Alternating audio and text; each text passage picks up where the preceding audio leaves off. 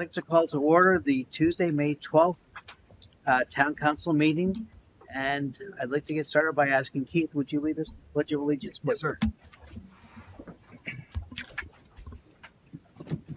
I pledge allegiance to the flag of the United States of America and to the republic for which it stands, one nation, under God, indivisible, with liberty and justice for all.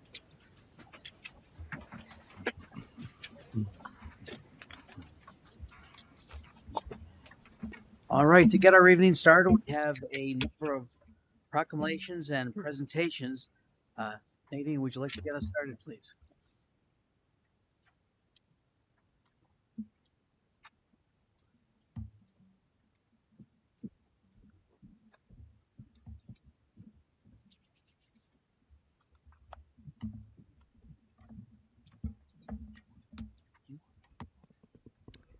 Good evening, everyone. Whereas May 14th marks Childhood Apraxia of Speech Day, during which awareness will be raised throughout Connecticut about childhood apraxia of speech, an extremely challenging speech disorder that affects 1 in 1,000 children. And whereas childhood apraxia of speech, CAS, causes children to have significant difficulty learning to speak and is among the most severe speech deficits in children. And whereas the act of learning to speak comes effortlessly to most children, those with apraxia require early, appropriate, and intensive speech therapy, often for many years, to learn to speak. And whereas without appropriate therapy intervention, children with apraxia will have diminished communication skills, but also placed in high risk for secondary impacts in reading, writing, spelling, and other school-related skills. And whereas that such primary and secondary impacts diminish future independence and employment opportunities and challenge the ability to become productive, contributing citizens, if not resolved and improved. And whereas public awareness about child apraxia of speech in Connecticut is essential for families of children with this neurological disorder and the professionals who support them to achieve the needed services for those learning to use their own voice. And whereas our highest respect goes to these children as well as their families for their effort, determination, and resilience in the face of such obstacles. And let it be resolved that May 14th is Apraxia Awareness Day, and citizens of Connecticut and surrounds are encouraged to work within their communities to increase awareness and understanding of childhood apraxia of speech. Dated Farmington, Connecticut, on the 12th day of May, 2026. Brian Conley. Thank you. Dave, would you like to read our next proclamation, please?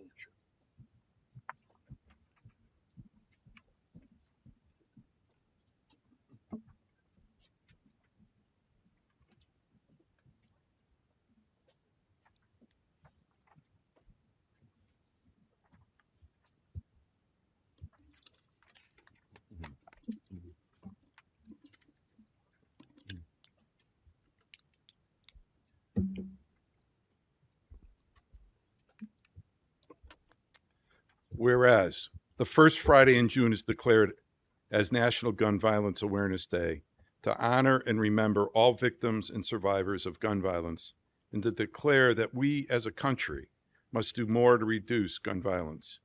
And whereas every day more than 100 Americans are killed by gun violence and are 25 times more likely to die by gun homicide than people in other high-income countries.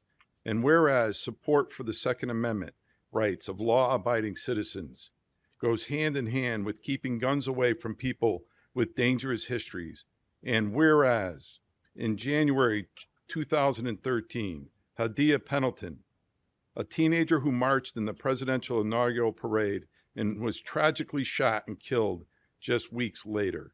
And whereas to help honor Hadia and the more than 100 Americans whose lives are cut short and the countless survivors who are injured by shootings, a national coalition of organizations has designated June 5th, 2026, the first Friday in June, as the 12th National Gun Violence Awareness Day.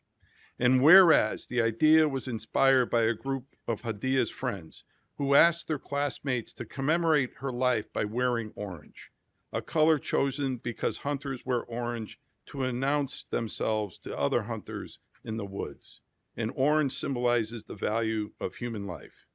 And whereas by wearing orange on June 5th, Americans will raise awareness about gun violence and honor the lives and loss of human potential of Americans stolen by gun violence. And whereas we renew our commitment to reduce gun violence and pledge to all we can to keep firearms out of the wrong hands and encourage responsible gun ownership to help keep our children safe. Now, therefore, be it resolved that the Farmington Town Council declares the first Friday in June, June 5th, 2026, to be National Gun Violence Awareness Day and encourages all citizens to support their local community's efforts to prevent the tragic effects of gun violence and to honor and value human lives. Dated this 12th day of May, 2026 at Farmington, Connecticut, Brian F.X. Connolly, Chair, Farmington Town Council. Thank you very much, Dave. Patty, would you like to read our next proclamation, please?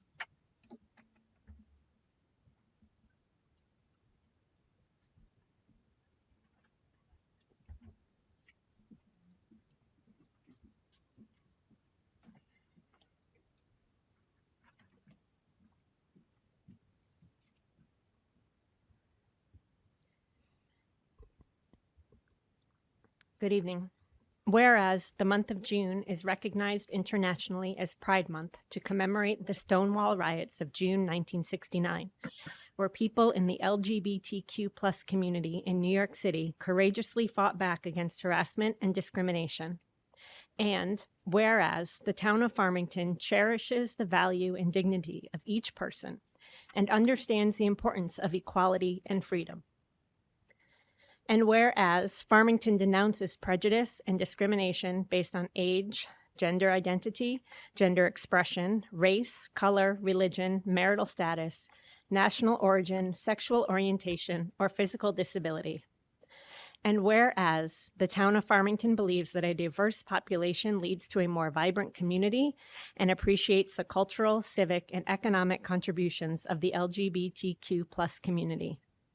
And whereas the town of Farmington believes that every human being has the right to live their life openly as who they are, all are welcome in Farmington to live, work, play, and prosper. Now, therefore, be it resolved that the Farmington Town Council hereby proclaims June 2026 as LGBTQ+ Pride Month in the town of Farmington, and we call upon our community to recognize the contributions made by the LGBTQ+ community and actively promote the principles of equality, liberty, and justice.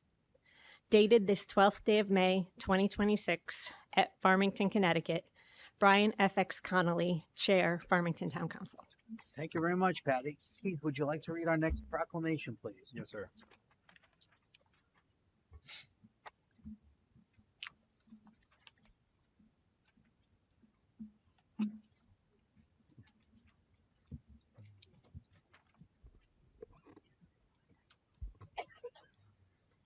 Whereas amyotrophic lateral sclerosis, ALS, also commonly known as Lou Gehrig's disease, is a devastating, fatal neurodegenerative disease in which a person's brain loses connection with their muscles, slowly reducing a person's ability to walk, talk, eat, and eventually breathe.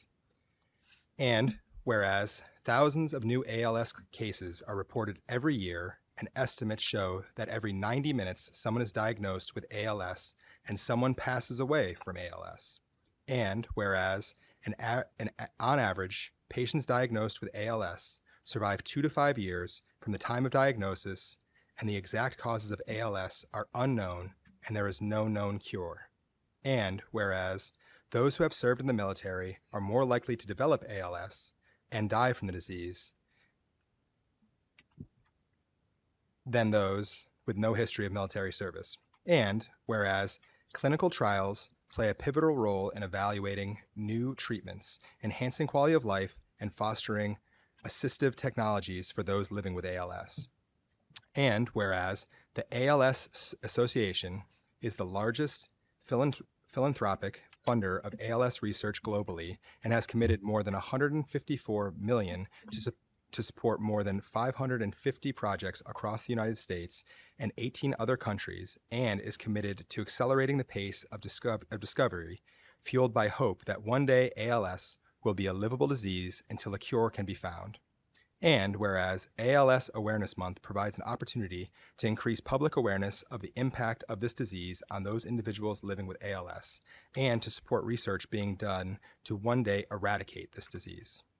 Now, therefore, let it be resolved, the Farmington Town Council does hereby proclaim the month of May 2026 as ALS Awareness Month, and call on all Farmington residents to join in supporting ALS research, advocate for increased research funding, and stand in solidarity with those affected by ALS. Dated this, the 12th of May, 2026, at Farmington, Connecticut, Brian F.X. Connolly, Chair, Farmington Town Council. Thank you very much, Keith. I would now like to move on to our first presentation from the Registrar of Voters. Would you please step up to the podium or wherever you have to go?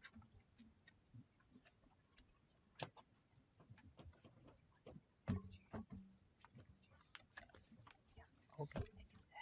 Sure. And for those who are sitting in the back, if you need to move your chair so you can see the screen easier, please feel. For the people that are standing in the side. People stay on the side, yeah. Oh, sorry, wrong side. Okay. Thank you, Kat.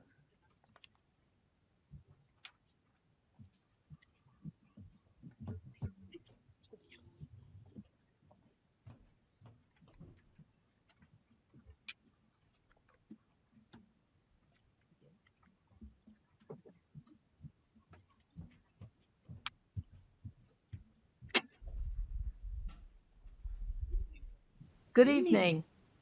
Tonight we are here to share a recommendation that we eliminate one of our polling locations, namely the police station, which is known as 2-5. We have outlined the necessary steps to accomplish this in the packet we will be giving each of you, Town Council members. Beth Kittner, another registrar.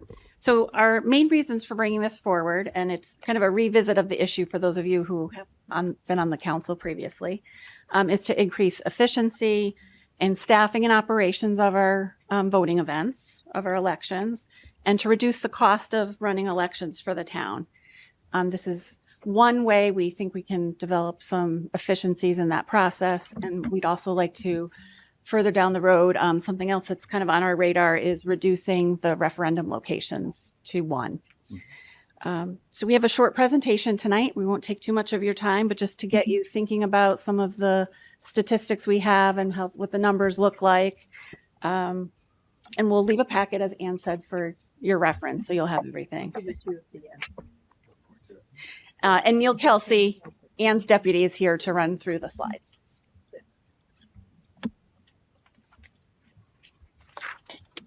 Good evening. Okay. Thank you, everyone, for the opportunity to speak tonight. As Beth said, my name is Neil Kelsey, and I'm here to talk about the district consolidation that we're proposing.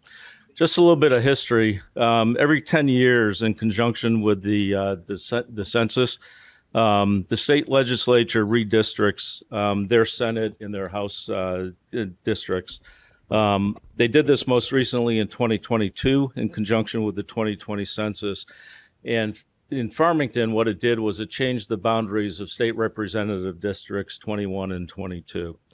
A small section of Farmington, which was the community center, precinct 2-6, was carved out at that time to form Precinct 2-5, which has been voting at the police station since that time. In accordance with the town charter, any change in voting district, and this is why we're speaking to you this evening, any change in voting district boundaries requires an ordinance by the town council presented at a public hearing and approved by the voters in a regular biennial town election. An initial attempt was made to do this in 2023 to redistrict, but for a number of reasons, this attempt was not pursued. Another attempt was made last year, but was not brought forward due to proximity to the 2025 municipal election.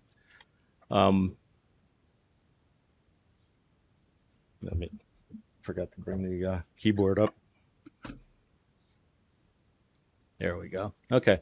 So the proposed consolidation, if you look at the lime green area of this chart, and we do have in your packages bigger maps, the proposed consolidation moves about 821 active voters as of 2 days ago from Precinct 2-5 to Precinct 1-3. Those voters living in the area bounded by Meadow Road to the south, Plainville Ave to the west, Red Oak Hill Road to the north, and New Britain Avenue to the east. So they will combine with the gray area into what would be the new District 1-3. Okay. Benefits of this: most voters would shift to a polling locations, which would be at Westwoods Upper Elementary School, which is closer than their current voting location, the police station. It would enable us to close the police station as a polling station. Potential savings annually, depending on how many voting events we have, is between $12,000 and $24,000 in labor and food. It would eliminate the need for 7 full 14-hour poll worker positions at each voting event. And one thing that we as registrars are struggling with throughout the state is with early voting and additional primaries and referendums and voting events. We're having a hard time finding workers. It's really stressing the supply of capable workers out.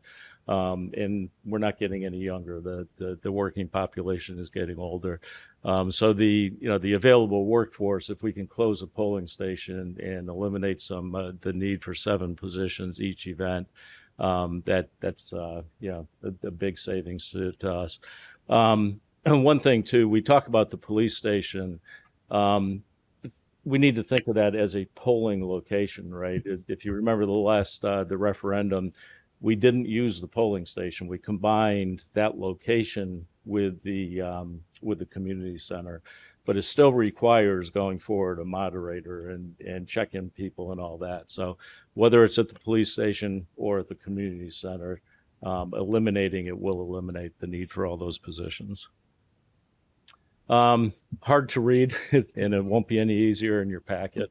But I just wanted to give you a little bit of information on how this is going to impact the townwide district and party composition. This is not a partisan initiative, but it's important, I think, to understand what the impact is going to be. Currently in town, the biggest, excuse me while I pull this up. Currently in town, the biggest part, district, apologize, I can't read that up there either. Democrats in District 2 represent about 52% in the current town. And as we go forward, they will. I'm sorry, not the Democrats. The District 2 represents about 52% of the eligible voters in town. With what we're proposing, that'll drop to 47%. But the distribution within each district of Democrats, Republicans, and unaffiliated voters remains about the same. So that was that one. And then specifically on District 1-3, again, apologize for the small print, but the consolidated precinct has a greater proportion of voters registered as Democrats. And while Democrats still outnumber Republicans, the margin narrows slightly. Again, not a meaningful impact. And I would note that every day we're getting new voters, we're getting people changing party affiliation, moving to unaffiliated, picking a party. So this is just a snapshot as of today. Okay. When this would take effect, what we're looking for is to have this, take the necessary steps to get this on the next municipal election, which is November of 2027. It would then take effect the following year in 2028, but would not affect any municipal elections until 2029. Any questions? Yeah, are there any questions? Do you have any questions, Bruce? I do not. Not today. No, I think the presentation kind of followed up last year. Yeah, thank you, Patty. No questions. Thank you. Bill, I know you might be online. Do you have any questions? Yeah, I am online, Brian. No, and the presentation was excellent. I would just ask that they email me a copy of the packet that was turned over to my colleagues. I'll make Perfect. sure I do that tomorrow. Thank you, Ann. Thank you. Keith, any questions, Keith? No. Know how to reach us. Yeah, that's how I was. Thank you, Ann. Okay. And thank you for the opportunity again to speak and for listening, and we look forward to working with you. There are some other details in a couple of more specific breakdowns in your package, but we're, like Beth said, we're happy to answer any questions or I did think of one question. provide additional data. This doesn't do anything with. Sorry, Keith, you want to just? Sorry, I did one question. It doesn't do anything with the state representatives. That's still the same way. This is just municipal. Excuse me. It's us. Excuse me. Could we have a little more quiet so we could hear what's going on? Sorry. Yeah. The answer? Yeah, the question was, does this impact state elections? And the answer is no. What the people will still be voting for House District 21 and 22 like they do today. Yeah. It only has an impact on the Farmington districts itself. The next time the state would make a change, which may or may not affect Farmington, would be after the 2030 census. Yeah. So sometime in 2032 or 33, Yeah, we may be back. I just know that 205 and then 103 is part of that chunk that gets portioned out to with Yes. Plainville, right? As Yeah. opposed to Mr. D'Amico's district.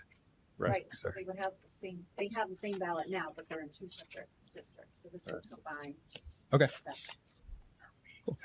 Thank you. All right. Okay. The questions? Thank you very much. I appreciate it.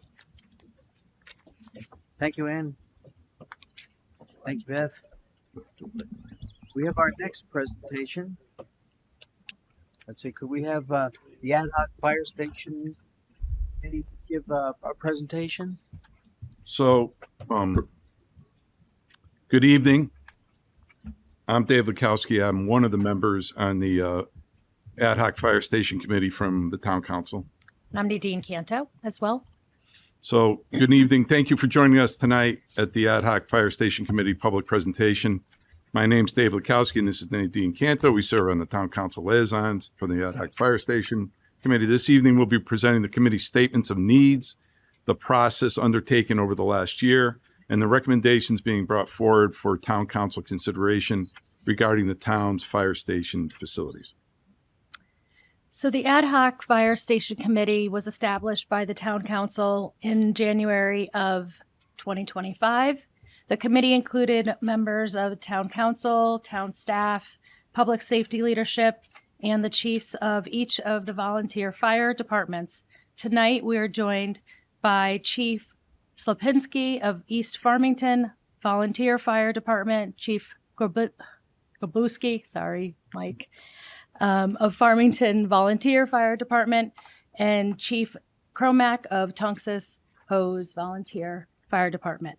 This collaborative approach was important to ensure that operational, financial, and community considerations were all part of the review process. The background. The committee was charged with reviewing prior fire station studies, evaluating the conditions and needs of each station, meeting directly with the fire chiefs, reviewing the town's long-term financial outlook, and ultimately preparing a formal statement of needs and recommendations. Over the course of this process, the committee carefully evaluated both the operational needs of the departments and the long-term sustainability of the town's fire service model. The overall goal of this effort is straightforward: to ensure that Farmington's fire service facilities remain safe, functional, operationally efficient, and supportive of volunteer recruitment and retention. These facilities are not simply buildings. They are critical infrastructure that supports emergency response, firefighter safety, and the town's ability to continue providing high-quality fire protection services. We will now turn the presentation over to Kathy Blonsky, Town Manager.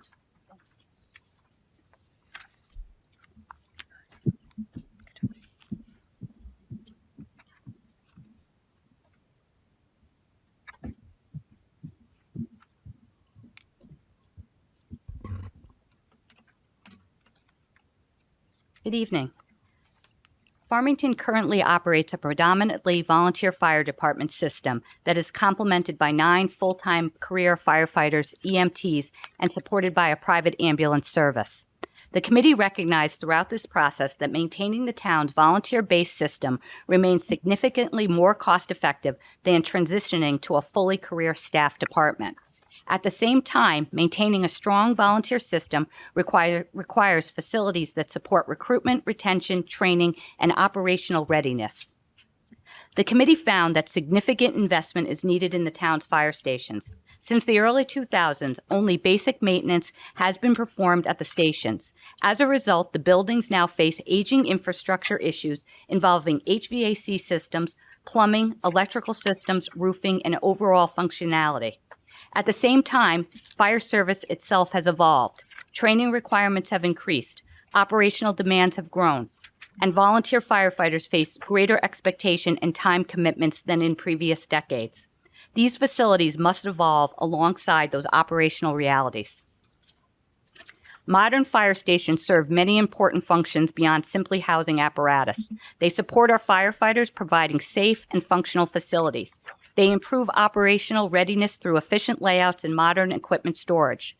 They provide space for training and professionalism, and they improve health and safety standards by separating living quarters and turnout gear from apparatus bays and contaminants. These are ultimately investments in long-term sustainability of Farmington's fire service and aid in recruitment and retention efforts. While Farmington's volunteer fire service remains strong today, the committee also recognized the importance of planning for the future. Across the state and nationally, many communities are experiencing declining volunteerism and increasing reliance on career staffing models. The committee felt it would be short-sighted not to consider the possibility of future staffing changes over the lifespan of these facilities. Additionally, the committee determined that a comprehensive, long-term approach rather than a temporary Band-Aid solution was necessary to address the fire department's needs for the next 50-plus years. As a result, the recommendations support facilities that meet today's operational needs while maintaining the flexibility to adapt in the future if needed. The committee undertook an extensive review process over the past 16 months. This included touring the existing stations, reviewing facility studies dating back to 2014, meeting with each fire chief to understand operational needs, and reviewing the town's long-term financial forecast. The committee also toured the new Bristol Fire Station to observe how modern fire stations are designed and how those designs improve safety, efficiency, and operational effectiveness. As the committee began its work, the initial focus was on addressing aging mechanical systems at each of the town's fire stations. While these upgrades would have improved the reliability of heating, cooling, and other building systems, the committee quickly recognized that this approach would essentially serve as a temporary or Band-Aid solution. It would not address the broader operational and functional deficiencies that exist within the current facilities. The committee then undertook a more comprehensive evaluation of the extensive renovation option for each station.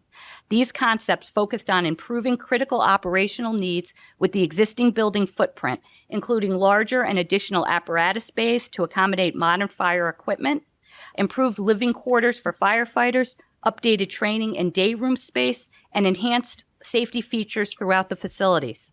While these renovations would have significantly improved functionality, the estimate cost ranged from approximately $5.5 million to $12 million per station without factoring in escalation cost.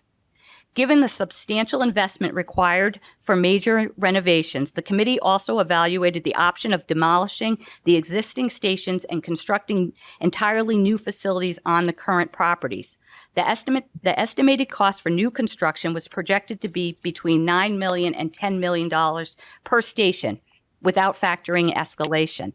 Although the cost difference between renovation and new construction was relatively narrow, new construction offers several important advantages. Building new stations allow for more efficient layouts, modern operational design standards, improved workflow and safety considerations, and greater predictability during construction. In contrast, renovation projects often uncover unforeseen structural infrastructure issues that it can increase cost and create project delays. After carefully reviewing all options, the committee concluded that when feasible, constructing new fire stations represents the more practical and cost-effective long-term investment for the town compared to undertaking extensive renovations of existing facilities. The committee did identify one important exception to that recommendation. The Farmington Fire Station is a historically significant building located within the Farmington Historic District. The ad hoc committee conducted due diligent reviews of available land to construct a new fire station in the Farmington Village, as well as different design options for the renovation of the current facility. After their review, the committee felt strongly that this building should be preserved and incorporated into the long-term solution through renovation and addition to address the operational needs of the department.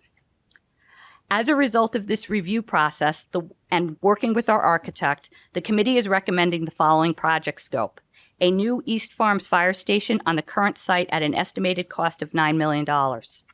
A renovated and expanded Farmington Fire Station at an estimated cost of $12.1 million, and a new Tunxus Hose Fire Station on its current site at an estimated cost of $10 million. The recommended project scope addresses the facility needs identified across all stations.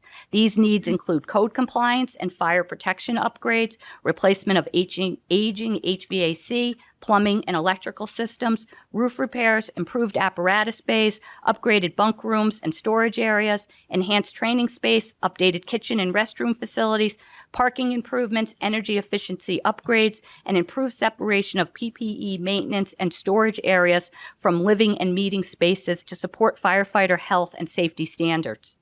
This comprehensive approach addresses the town's current facility needs while also providing long-term flexibility. It supports our firefighters, helps maintain our volunteer system, and creates a modern, state-of-the-art facility designed to serve the community for the next 50 years. The committee is recommending a total project budget range of approximately $30 to $35 million total for all three facilities. The committee also recommends aggressively pursuing grant funding, opportunities, and other potential revenue sources to help reduce the net municipal cost whenever possible. The committee is requesting that the town council approve the statement of needs, the recommended project scope, and to appoint and charge a fire station building committee. The committee will begin by reviewing the statement of needs and budget range developed by the Ad hoc Fire Station Committee. The next step will be to engage an architect and third-party cost estimator to prepare schematic designs and preliminary pricing for a new East Farms Fire Station, renovations in addition to the Farmington Fire Station, and a new Tunxus Hose Fire Station. Once completed, the committee will present the design and cost estimates to the town council for approval. The town council will then take the necessary steps under Section 53 of the town code to bring the project to referendum. If approved by the voters, the committee will proceed with final design and construction. Thank you for your time and attention this evening. We would now be happy to answer any questions from the town council. Thank you. Bruce, do you have any questions? No, other than to say, over the course of my engagement in public service, I've gotten to know some of the leadership and members of our fire service. And the more I learn, the more impressed I am with the expertise and professionalism of the team that we have. And well, let me say it this way.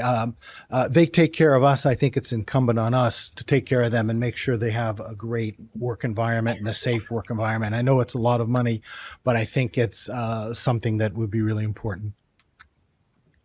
Nadine? I don't have any.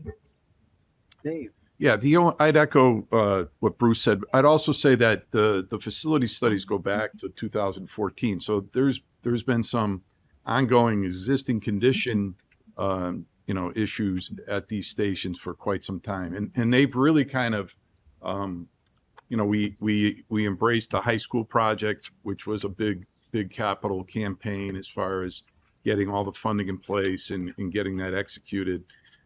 We have the town hall renovation of the 1928 building that then kind of followed at the conclusion of the high school project. And I think the volunteer fire service that we have in Farmington, I think what Kathy alluded to, in many communities, they're under tremendous pressure of actually keeping their systems together. And we have the fine men and women of our fire service and their leadership, and we are at a different place as far as just getting people motivated to do what they do for public service and for the fire service. So I think it's more than overdue to take a look at where we are today, which we did in this facilities steering committee, and came up with the recommendations that we think take it further into 40, 50 years down the road. Beautiful. Thank you. Patty, do you have any comments? Just to say that I concur with my colleagues that have already spoken. Nothing else to add. Okay. Bill, I know you're listening in. Is there anything you would like to say? I am. Well, again, I'd like to echo Bruce's comments and express my gratitude to those in the fire service of Farmington who've protected us. I do have one question, and I'm not sure if it's for Kathy or for Nadine or Dave. Is there state reimbursement similar to what we had with the school project? In other words, if the town, passes the statement of need, it kind of triggers certain things with this, I was curious what that looks like, because, it's indicated that one of the goals here is to pursue grant funding. I mean, that's the goal of all of the work that we do, but is there anything specifically directed towards fire station construction similar to what we see with the schools? Not similar. I mean, school construction is statutorily reimbursed at a rate, but that doesn't exist for public safety, in the municipal level. But I do think with the fact that the volunteer system throughout the state is under tremendous pressure in certain areas, that I think we would be, hopefully through our legislative delegation in the governor's office, and obviously vis-a-vis the bond commission, probably get some grants that would offset the cost for this program. We certainly pursue it with our legislative delegation, 110%. And I think Nadine and I think that could succeed. Yeah. And I think just to say, I didn't mean to sound like I didn't have anything to say. I truly do appreciate all the work that our volunteer fire department does, and the facilities. Have been born and raised here.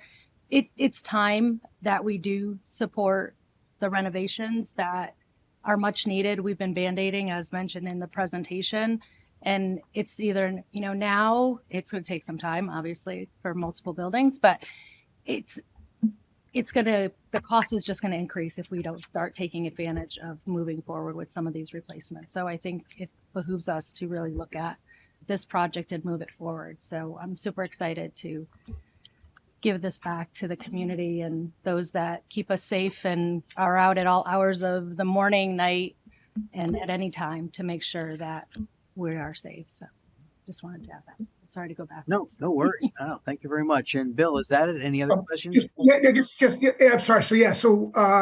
Dave, the idea would be is that we would leverage our state delegation to approach the state bonding commission, and then basically we call it a grant, but it would be state bonding money to help defray the cost of these projects. That's the thought process. I mean, right that's now. the thought process. Yeah. I mean, and if there was other funding, it's set up through other pipelines of grant money, we would pursue anything. I'm just giving you some, Sure, giving I got you. One, Okay. one scenario, but there could be 2 or 3 out there that we would pursue. Thank you. And the last thing I would say is, when we think about this past budget season, when we kind of put the brakes on the work that we're considering at the annex, and we call the annex now, part of the reason why I was happy to put the brakes on that project is because we knew this was coming. I think we all, the entire council, all of us, we kind of talked even offline that we knew this was coming. And so I'm glad that we took that judicious step to kind of slow that project down so we can consider this. Good point. That's all I got. Thank you, Bill. Keith. Well, I also appreciate the fire department. So thank you, guys, everything you do, and gals. So this is one building committee for all 3 projects. And so there's, I'm sure you guys haven't gotten there yet, but we're going to figure out how we're going to try to, probably not going to build all 3 at the same time, right? So are we going to sort of come up with? Yeah, I think that's going to be part of the charge of the building committee, right? I mean, I think if I had to really summarize a little bit, I think the ad hoc committee's maybe done a little more work than normal as far as really drilling down and kind of taking the first pre-construction activities that a building committee would do and make a heavy-handed recommendation, so that the building committee now has some major decisions to make as far as 3 sites, 3 buildings. How do you go? Whoever you guys pick gets to go first is going to be so tough. I think it's good that what I liked about the presentation the most is that I know that a lot of I think all the volunteer fire departments really like their stations where they are, and many of them have historical. I know Tunx's Hose feels strongly about being in the center of Unionville, obviously Main Street, and then East Farms as well. So it's nice that these things are going to get to stay on those properties. And I think the ad hoc's going to have a lot of work. I mean, so to keep it in budget and do it right. The fire departments have certainly, everybody waited their turn very peacefully without making and just so we appreciate that, and hopefully we can get done on budget. Beautiful. Thank you. I would like to add that I support everything that everyone said up here, but I do want to say, number one, a thank you to Dave and Nadine for their exhaustive effort, work, research, and the knowledge base you have developed in doing this project and bringing it to us. And thank you very much for that. And last but not least, I definitely want to say thank you to all the firefighters and volunteer firefighters and employee firefighters, but also all of our safety first responders, safety folks, police, EMTs, who are here in the room to hear what's going on. I want to thank you, and I appreciate everything that you do to keep Farmington safe. It's really awesome. I've been the recipient of your safety, and I really appreciate that. You impact a lot of lives. Thank you. Mm-hmm.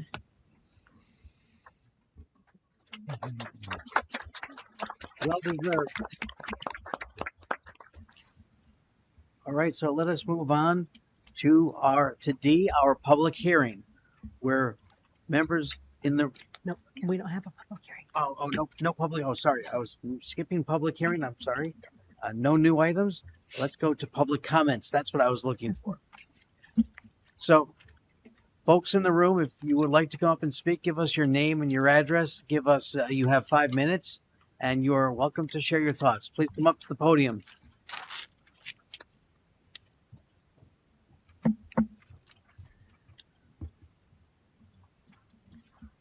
Well, first of all, I also appreciate the fire department, especially how you engage my children in the school systems. My kids both go to Noah Wallace, and they've been to the fire station across the street, and every single time they come back, they are thrilled. So we appreciate that. My name is Brian Bell, and I live on 6 Nadia's Way. Thank you for the opportunity to speak regarding the proposal to establish a cemetery on the donated Don Tinty Family Park property.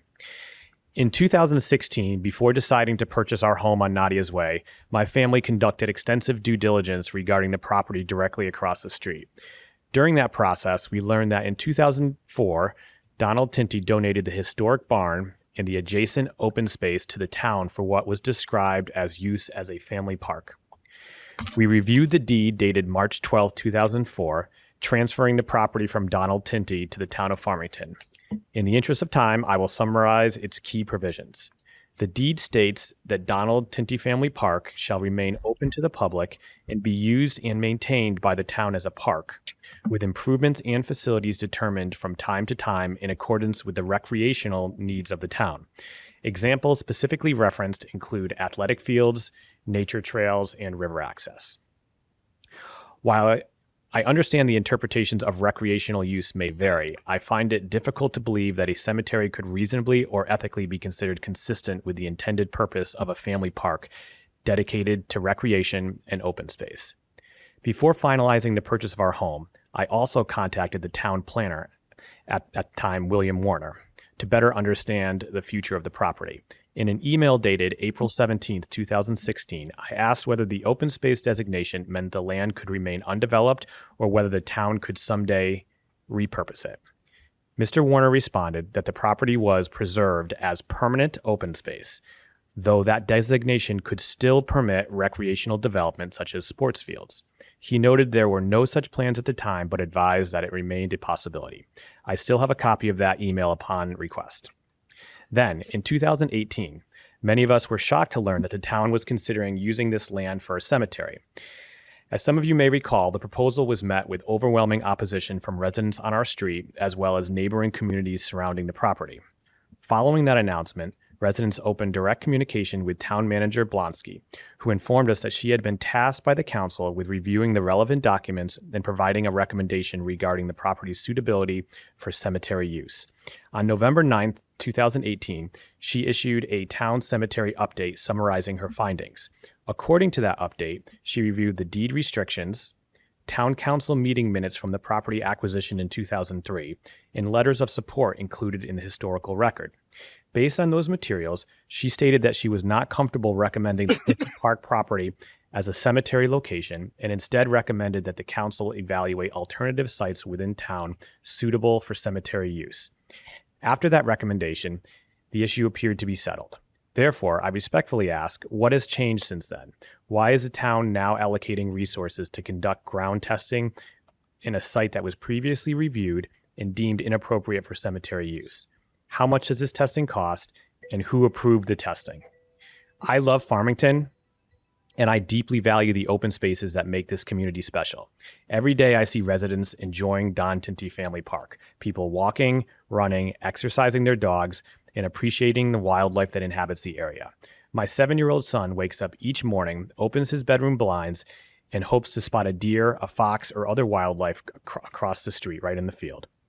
I respectfully ask that he not instead grow up watching excavation equipment digging burial plots in what was intended to remain a family park and community open space. I urge the council to preserve that vision and honor both the spirit and intent of the original land donation. I appreciate the difficult responsibilities that come with serving the community, and I thank you all for your time, consideration, and dedication to making Farmington a better place. All right. Thank you, Brian. Is there anyone else who would like to make a statement? Do we have your name and your address, please? My name is Rhea Baghdadi and I live on 10 Nadia's Way. I'm also a sophomore at Farmington High School and I live directly across Don Tinty Family Park, land that was donated by Don Tinty with a clear purpose and a clear vision for this community. I'm here tonight because I am deeply concerned by the town's decision to once again consider turning this land into a cemetery. This property is not just an empty piece of land waiting for it to be repurposed whenever it becomes convenient. This land was given to this town by someone who cared enough about this community to donate it. And from what I understand, his intentions were clear. This land was meant to remain a family park. It is not unclear. It is literally in the name, Don Tinty Family Park. I think the residents of this town deserve answers. Why is the town now considering using this land for something completely different from what it was intended for? Why is the town willing to ignore the vision of the very person who made this gift possible in the first place? And why, after this same issue was brought up approximately 8 years ago and shut down, is it being pushed again now? To many of us, this doesn't feel like planning. It feels like the town is hoping people either forgot, stopped paying attention, or won't speak up. I live directly across from this land. My family lives directly across from this land. My neighbors live there too. If the town is willing to override the wishes of someone like Don Tinty, who gave this land to benefit families in the community, then what message does that send? The community donations only matter until the town decides something else is more convenient, because that is what it looks like. I understand the towns have needs, and I understand that difficult decisions have to be made. But difficult decisions do not excuse ignoring the intentions of the people who helped build this community. So I want to ask the council directly, why is the town planning to go against the wishes of Don Tinty?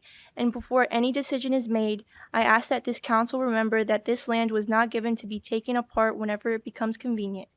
It was given with purpose, and that purpose deserves to be respected. Thank you.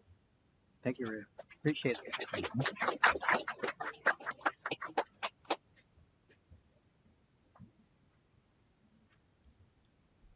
Hello.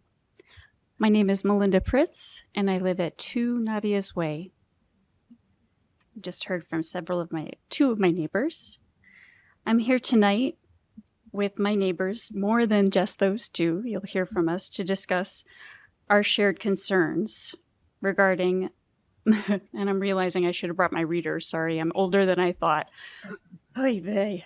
Revisiting the Don Tinty Family Park as a cemetery plot, which is on the agenda. 8 years ago, we had thought, because I was one of the people that was emailing with Brian, Kathleen, you probably remember that this issue was resolved. And unfortunately, we were shocked to discover that it is not resolved. We have heard that there may be digging or testing that is occurring.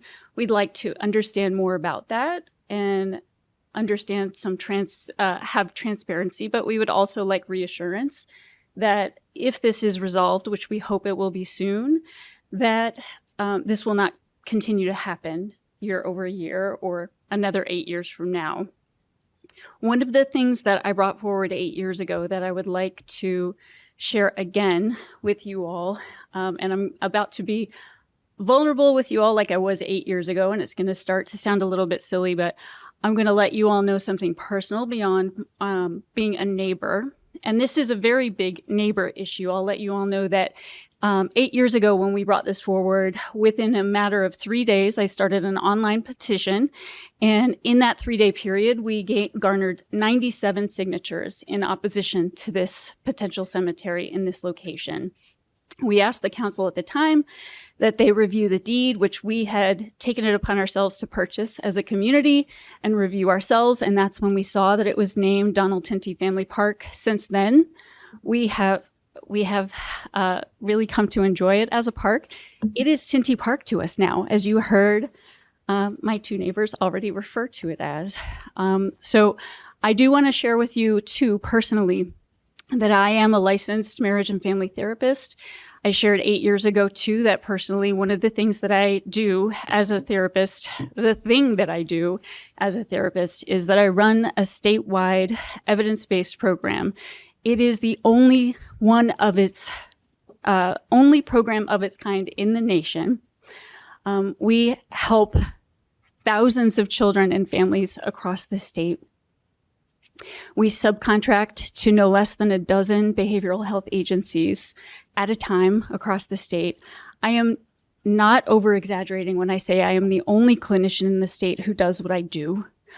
I live at that house across the street from Tinty Park, and I work at home 4.5 days of the week and supervise the clinicians that supervise the clinicians that supervise the clinicians that do the work of that model. And I'm human, and I have to manage the stress that I accrue as a part of that work. And unfortunately, my kryptonite is dealing with death. And unfortunately for the council, one of the things that I shared 8 years ago is that when I don't balance well, the dreams that I have are related to zombies.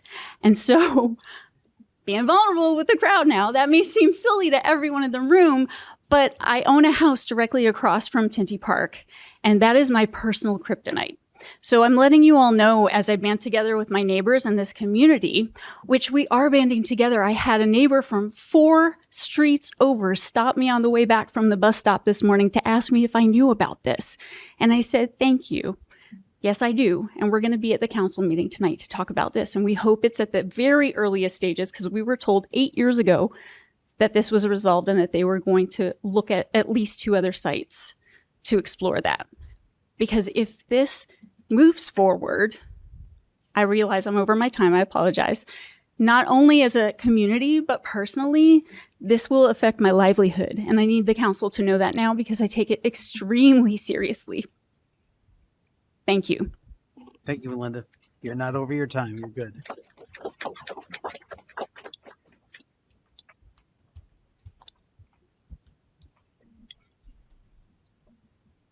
Hi, my name is Liz Baggett. I live at 12 Old Canal Crossing. I am deeply disappointed that I'm spending my Tuesday evening speaking to the town council members over an issue that should not even be under consideration. I'm here to voice my opposition to Tinty Park being converted into a cemetery. The deed is very clear about Mr. Tinty's intentions for this property. Here is in part what the deed states, quote, "By acceptance and recording of this deed, grantee agrees that the aforesaid land is subject to a restriction as a covenant running with such land and in favor of grantor and his heirs that A, it shall be known and designated as Donald Tinty Family Park, and B, Donald Tinty Family Park shall be open to the public and used and maintained by grantee as a park, with improvements and or facilities to Donald Tinty Family Park to be determined from time to time and implemented by grantee in accordance with recreational needs of grantee that may include but are not limited to athletic fields, nature trails, and river access," end quote. Simply entertaining the idea of placing a cemetery on this land is in direct conflict with his wishes and the town's legal obligation regarding how this land is to be used. And I don't know about you, but to me, burying the dead is not a recreational activity. Yesterday, I posted about this issue on Facebook, and the gentleman who's been mowing the field each summer down Tinty Park commented on my post, and I would like to share his words with you today. Quote, "Guess I won't be taking hay off that field anymore. I'll never forget when I started haying that field 20 plus years ago. I had the pleasure to meet Mr. Tinty. He drove out into the field and said, 'That's the nicest mowing job I've ever seen done on this field.' We talked for a bit, and he was happy to see that the field was being hayed and so glad that he gifted it to the town for open space and recreation. He'll be rolling over in his grave when they go through with changing it to a cemetery. Unfortunately, the lack of respect for history and the intent many had to preserve Farmington's character has been lost. What a shame." End quote. Anyone I've spoken to over the 6 years that I've lived in Farmington who knew Don Tinty has spoken about his passion for the outdoors and his commitment to preserving safe, open spaces for residents to enjoy. That is precisely why he included specific language in this deed outlining how this property should be used. It is not for us to reinterpret or disregard those instructions based on personal preference or the town's need for a cemetery space. The legal document is explicit, and a cemetery does not fall within the permitted use of the land. Additionally, the town is currently not paying to maintain this property. This local gentleman voluntarily mows that field using his own tractor and his own fuel. In return, he is allowed to keep the hay. If the town chooses to move forward with the cemetery, it would not only be disregarding the wishes of the residents, the wishes of Mr. Tinty, and the legal requirements of the deed, but it would also create new maintenance costs that taxpayers would ultimately bear. I, for one, do not believe residents should be asked to pay additional taxes or fees because our council wishes to pursue a project that appears to be inconsistent with both the intent of the donor and the legal restrictions placed on this property. Thank you. All right, thank you, Liz.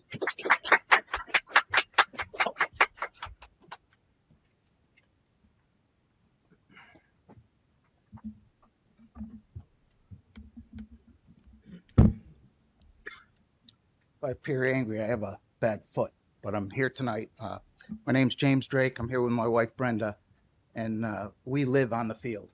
We have the single largest property on the south side, and I live at 18 Old Canal Crossing. And we moved in, Joe was still alive, and Don was there in the house. And I talked to Don quite a few times. He'd come over to have to yell at me because I did something. I either took down his fence or I cut his grass or whatever, but he'd drive his Buick through the field, and he'd come right up to me and he'd ask me, how you doing? And, what do you think of the animals? And it was all good. He even invited me to go hunting, and I'm not a hunter. I'm a motorcycle guy. I wrench on my bikes and my toys. But, I asked, so where are we going? Kenya. That's the kind of guy this was. He owned a similar house in Goshen. He also owned a house or a peninsula in Westbrook. So he had all kinds of plants. He reintroduced the turkeys into Connecticut.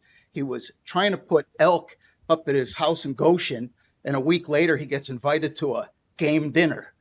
So, this guy was kind of a little bit of a recluse, big, heavy guy, not the most healthy guy. I hear stories where he fell over in the house and then he picked up some guy at the dump to live in his house with his family so they could watch over him. And then I found out he died. And it was probably 4 or 5 years later that I realized he was dead. But he used to come and ask, hey, what do you think we ought to do with the field? And we'd sit and we'd talk. He'd be in his Buick and I'd be leaning against his door. And he was very clear on the plan. We talked about the cemetery, but his number one thing, he wanted it to be historical. He really wanted to get the thing to be a historical site, and that was it. But he couldn't get it. And when he said he couldn't get it, he was upset. But his vision was, as they say, the Tinty Park. But he wanted hiking trails, and he actually wants in the Scott Swamp, because if you don't know, this is a runoff area.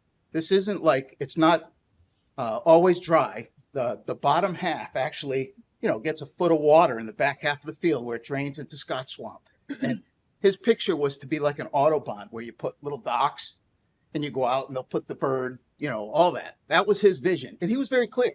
And this is when he was alive. And he says, well, I'm going to donate it. I'm doing the same thing here, there. And then sure enough, I said the same thing, was it 8 years ago? And I was appalled the following week that, we were kind of talked at about a cemetery and how important it is and this and that. But we were very clear what was important to us. So I look at the houses on Nadia's Way, right? They're all facing the field. There's no houses in front of them. This isn't their backyards, it's their front. And Tinty, he had the big house with I don't know if you know, there was like a stable underneath his house where he used to keep the animals and they'd come out to the lower part of the field. But, now we're in a situation that, do we have to do this every couple of years? I thought this was put to bed. I mean, I'm very clear. I can't live, with my backyard being a cemetery. I mean, I would be forced to move, and that's what you'd be doing to us. And I have the single largest property, right? My property is, I'm at the 3 o'clock position at the end of the cul-de-sac, and my backyard is that whole side, next to Liz, of course, and they have a smaller little part. So, I don't know why we're here again, and I'd like to not be here, and let's look at it later on.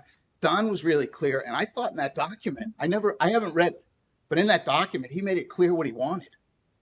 So, anyway, I'm totally against the cemetery in my backyard. I can tell you, I would be forced to move before any digging. So, all right, thank you, James.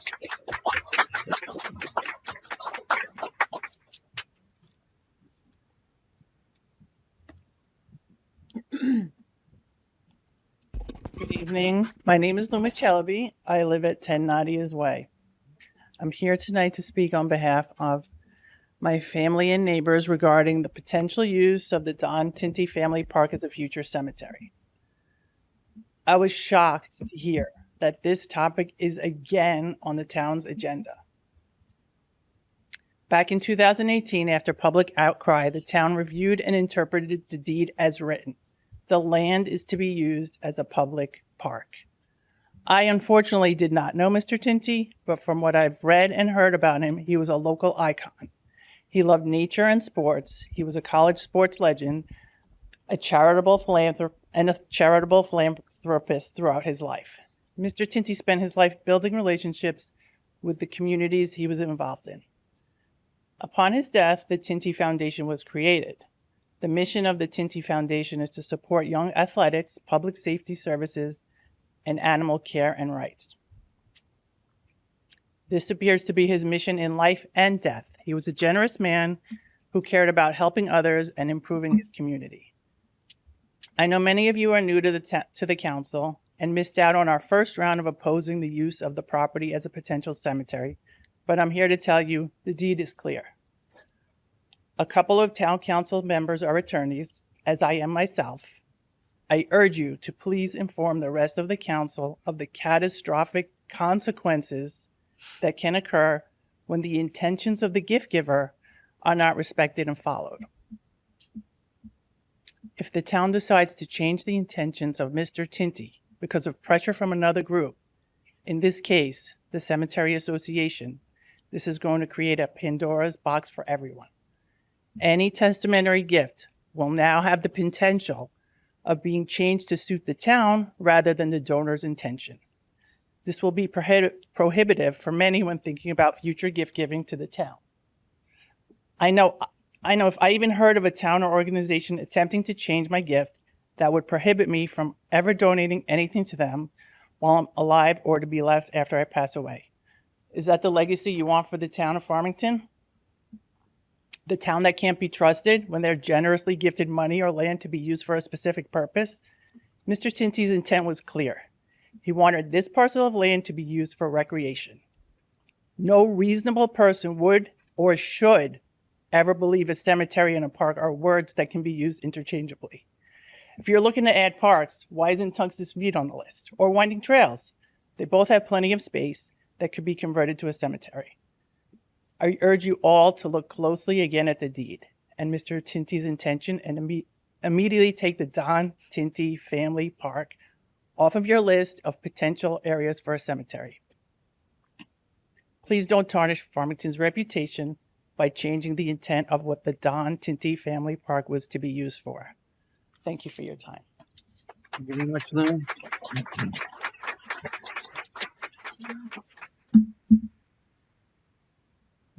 Good evening. Good evening. I think everybody said everything what I wanted to say. So I had 5 pages, but I'll just say, look, Sorry, can I good get that I can walk here. I'm name more than before we 70. And yeah. My name is Ramesh Patel, and I live on Nadia's Way, 8 Nadia's Way. And after 8 years, before 8 years, I thought I can sleep peacefully and nothing will happen. But looks like this thing is coming back again. So given this proposal about this cemetery, repeatedly surface whenever the town council membership changes. And I respectfully urge council to take a permanent action to protect this property for not to have a cemetery. I'm a 70, I can walk here. I'm not sure after 8 years I'll be able to come here or I can go in my wheelchair. And I get nightmare. I want to pass my legacy to my daughter, granddaughter. That's why we moved after 30 years, more than 30 years, live in Windsor to move here. And this is very upsetting to me. So I urge you to not come back again and completely put something on this property, because they may have another member after 8 years and after another 16 years, who knows? So that's what my request is. Thank you, Ramesh.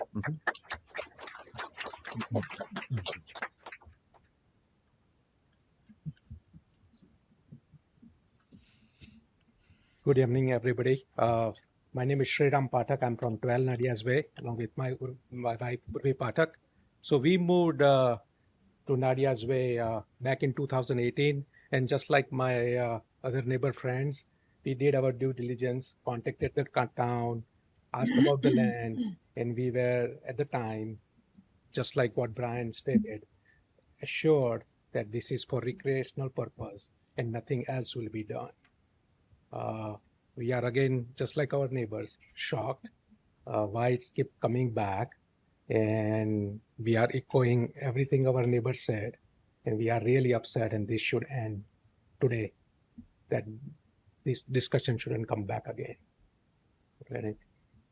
I don't have to add anything more, just echoing my neighbors said. Just adding one statement, respect the people living on that street facing the property, and respect the person who donated the land for a recreation purpose and as a family park. Thank you. Thank you both.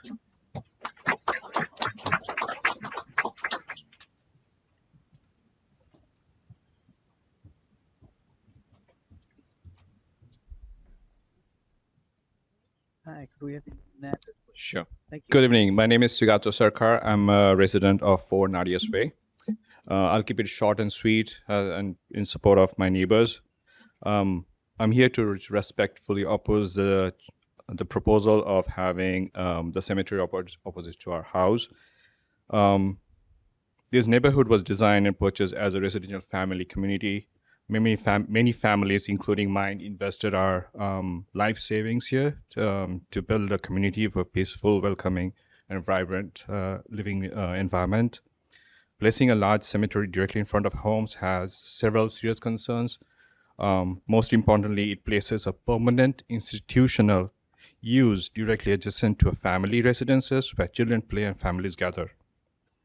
A cemetery is a permanent decision. One established, it cannot be reversed. Because of that, the town must choose locations very carefully. Ideally, areas that are more isolated, appropriately buffered, and less disruptive to existing residential communities. I respectfully ask the town to explore alternative options.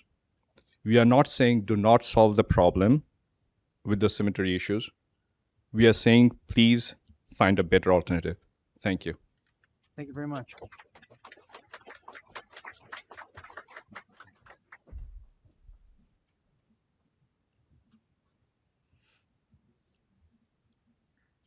Good evening. Good evening. Michael Pritz, 2 Nadia's Way. Heard from my wife and my lovely friends and neighbors. I had prepared remarks very similar to theirs 8 years ago. We were here. We once again ask you to please honor the intent of Mr. Tinty's gift. Thank you. Thank you.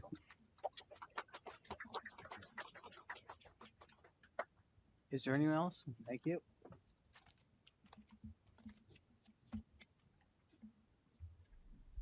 Gerald Hancock, 5 Westview Terrace, Unionville. I have more of a personal take on the matter.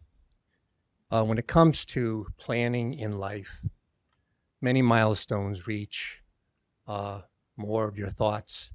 And there's nothing going on in my life now, but in that regard, except that I do have thoughts of planning for my future.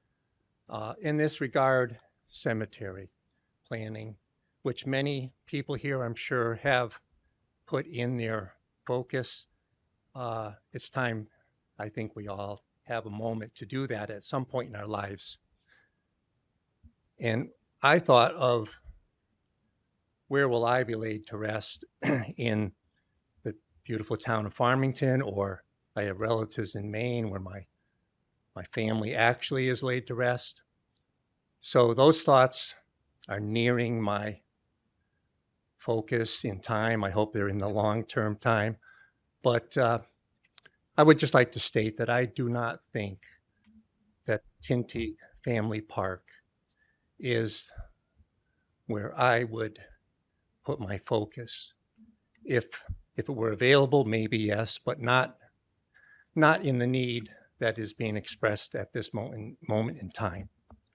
So I would not approve this planning for Donald Tinty Family Park in that regard. That's a personal take on the matter, but I hope it adds relevance to the discussion tonight and the decisions being made. So thank you very much. All right, thank you, Jerry. Is there anyone else who would like to speak? All right. You have the floor, Mike. Good evening, Mr. Chair and members of the council. My name is Mike D'Amico. I live at 6 Deborah Lane. I'm the state representative for the 21st District. Just wanted to briefly give you an update on what happened in the General Assembly in our recently concluded legislative session. But before I do that, just wanted to mention, because it was talked about fairly extensively here earlier, you have my assurance that my fellow Farmington delegation members and I will do whatever we can to get whatever money we can for the fire station upgrades here in Farmington. as was discussed earlier, there's not necessarily a path similar to school construction, but there is, as you're all well aware, plenty of money available, and it's used for many different purposes. And I will do whatever I can to try to maximize whatever grants and bonding money that we can get for Farmington. So just let's work together and let's do what we need to do. So just wanted to say that. So in the legislative session that recently concluded, probably the most timely issue to talk about here today is the municipal aid and education aid that comes back to the town of Farmington. As you may know, the legislature made the decision to, rather than do a $200 rebate to all the residents of Connecticut, as was proposed earlier in the session, the decision was made that it would be more prudent to give whatever money that we could, supplemental money, to the towns for education purposes and just for municipal purposes. So as you know, if you look at item J5 in your agenda, you're going to be talking about that tonight. Farmington is fortunate to be receiving about $1.8 million if you add together the supplemental municipal funding as well as the educational funding. So you have a good problem on your hands. You have to decide what you're going to do with that $1.8 million, and I will not presume to tell you what to do with that. That's your decision, but you are going to be receiving that additional money. All the towns are going to be receiving additional money. Farmington was quite fortunate. Our increase in that supplemental money it's one of the largest. I think it's one of the 3 or 4 largest percentage increases of all the towns in the state of Connecticut. So it was really a good win for Farmington. So I just want you all to be aware of that. So the legislature did several other things, as I'm sure you're aware. This session, we increased funding for early childhood programs. We set aside money, and this has been a battle for years, to provide free school breakfasts for all students, public school students in the state of Connecticut, regardless of income. So there was a battle, that had been going on for years about the right way to do that. Lunch is the next one that we're going to argue about next year, but for this year, we were able to find the money and provide free school breakfast for all students, without prejudice and without distinctions. So we set aside money for a graduate student loan program in response to what was happening at the federal level. Many graduate students, nurses, and others were scheduled to lose out on the opportunity for student loans based on some decisions that were made at the federal level. But I think Connecticut might be the first state in the country, actually, to create this graduate student loan program in order to ameliorate what's going on at the federal level. We passed legislation to restrict what ICE, Immigration and Customs Enforcement, can do in Connecticut. As I'm sure you're aware, by the media reported many of these issues about requiring them to wear masks and allowing residents to be able to sue for civil rights violations and so forth. We passed a bill that will allow the Department of Public Health Commissioner to use other to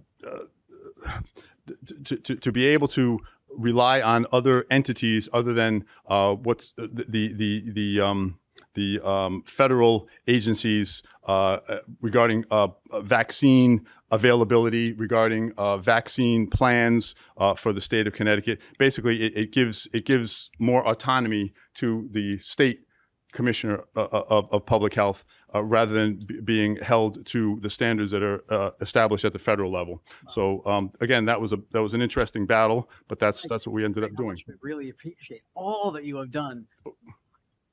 You want me to cut this short? Is that what you're telling? Okay. At the time, I want to be Fair enough. everybody. Fair enough. I will. Can I just give you two things? Two things that we did not do that I'm sure you heard about. We were not successful in instituting the cell phone ban in schools. It passed the House, but it never got a vote in the Senate. So that will not happen this year. We didn't institute a child tax credit, which I think was unfortunate. We had legislation regarding just cause evictions, which did not get across the finish line. So those are some of the things that did not happen. But anyhow, Can't yes. say much. We appreciate everything that you have done for Farmington. That is quite awesome. Okay. Again. We'll see you next time. Yes. Okay. I'm sorry to take up so much time, but I just wanted to give you a flavor. It's Okay. all great to Cool. meet you. Very good. Thank you for that. Thank you. Thanks, Mike. Excellent statement.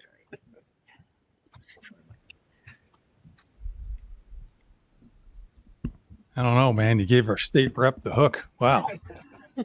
Good luck, fire guys, right? Good luck fair. Tim Kelly, 62 Westview. Not unexpected, and we talked about this over a month ago here. Our town has received an additional $1.8 million in state grant funding. Thank you, Mr. Mike, for the coming fiscal year.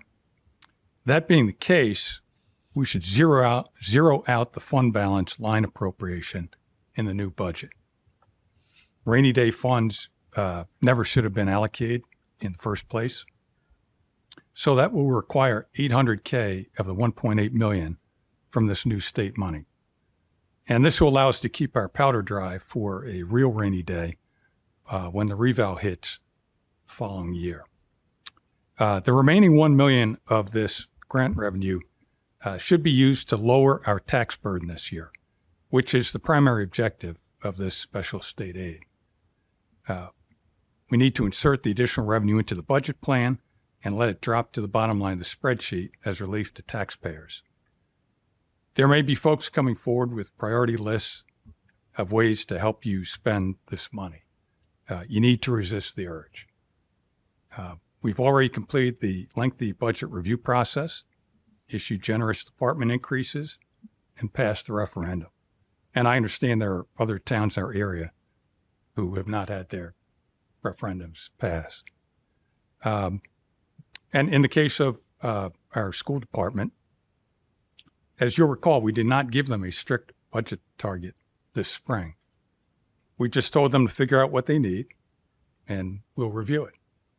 And we gave them everything they asked for. So please restore the fund balance dollars and then pass along tax relief to the citizens. Now, switching topics in regards to the fire station committee report, I went to a bunch of the ad hoc meetings starting over a year ago. And I know the committee spent a lot of time, did a lot of work. The initial thought process was that we could spend $9 million and address the key issues at each of the three main stations. Then as the wants and needs requirements list grew, the price tag quickly escalated to $18 million. Now it looks like the proposed recommendation has doubled again in cost to, we'll say, not exceed $36 million. Given our record of project management over the last decade, this multi-year and multi-facility proposal will certainly exceed any initial cost estimate. Before we commit to spend something close to $40 million, perhaps we need to explore consolidating our operation. I don't believe this was ever considered during the ad hoc meetings. The current three stations are located at positions from some earlier point in our history.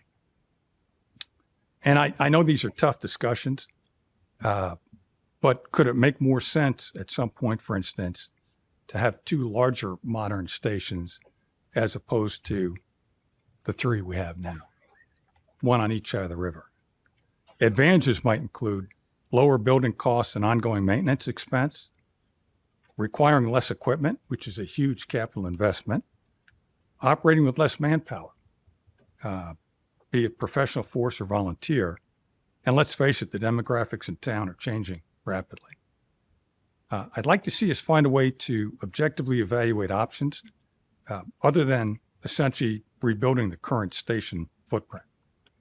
I voted for the last station renovation project about 20 years ago, so certainly support everything we do here in town, but I do think we need to look at some other options. I'd love to stay with what we've got, but given the enormous cost factor, I think we owe it to the community to really do diligence on this proposal. Thank you. Thank you, Tim.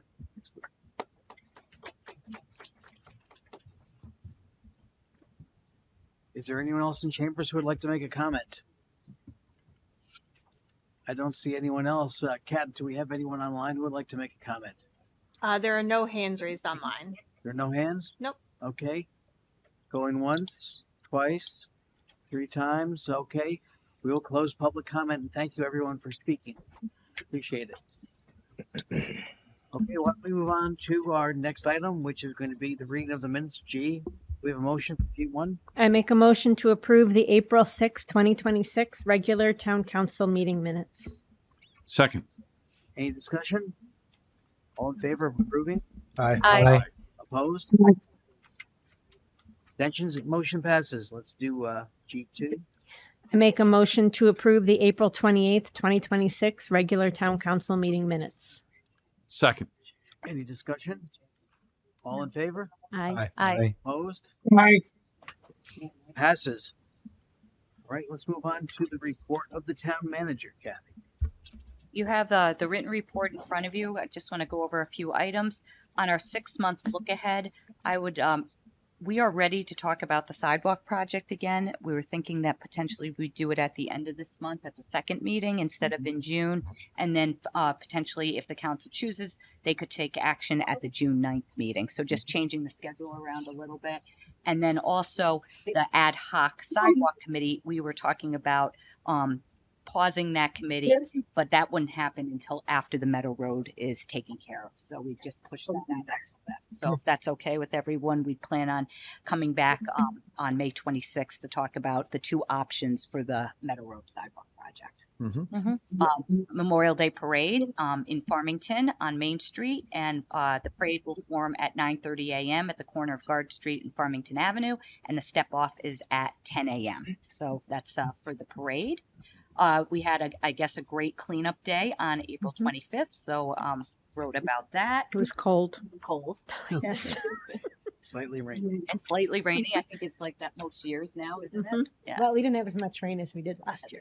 So, but it seemed like we did collect a lot of trash, which is great. Yes. 2,200 pounds, right? Yes. Yeah. So that's pretty good.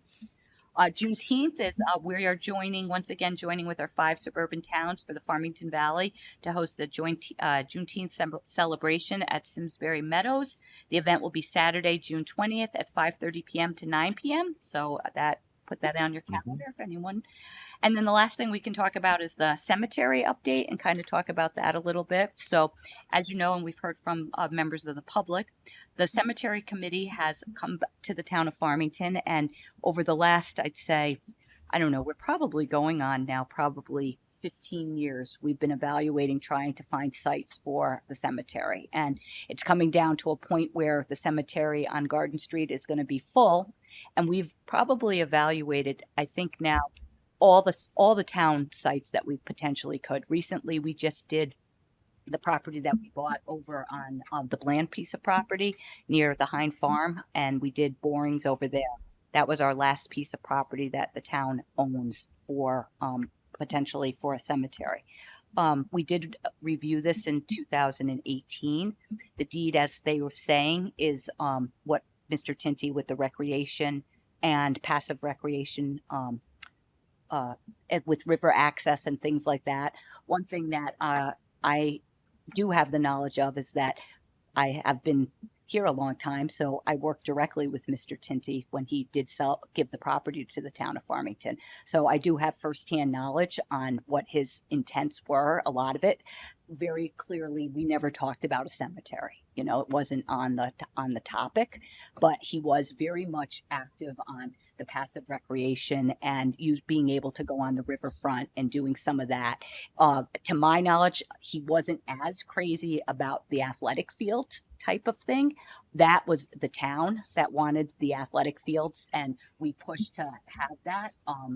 That was part of our agreement, like tried to talk to him. I do know that when we chatted, a lot of what Mr. Tinty wanted with the athletic field was something like a little bit different. He was very supportive of women's sports, and like maybe instead of doing soccer fields, doing lacrosse fields and things like that.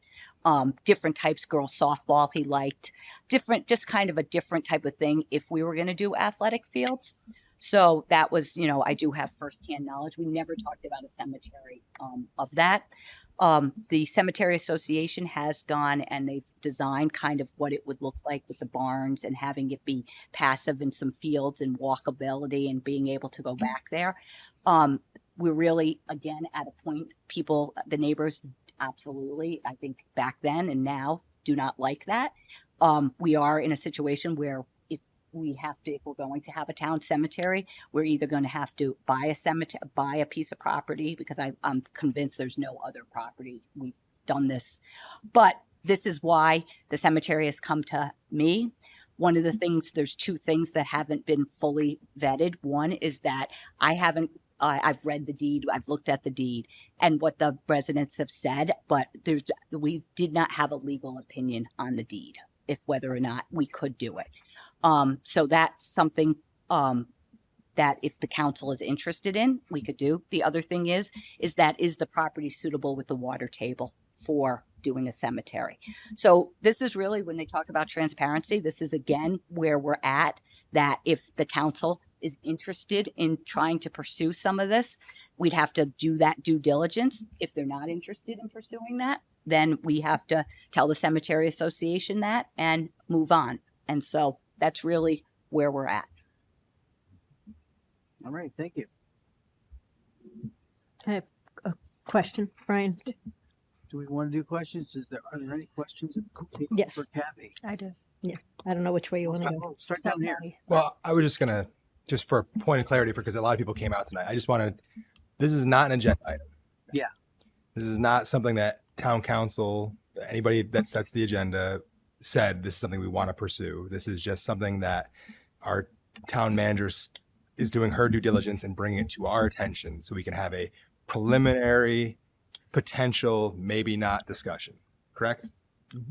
So I know, as I even spoke with some residents, it stinks when your street is the one that's on the agenda, but I just want to be clear. This is the first really we're getting to it too. So it's not like we're here to set a public hearing or anything. To my knowledge, it's just, potentially even just ruling it out is part of it, but your street is on the agenda. So I understand how it feels and I appreciate everybody coming out.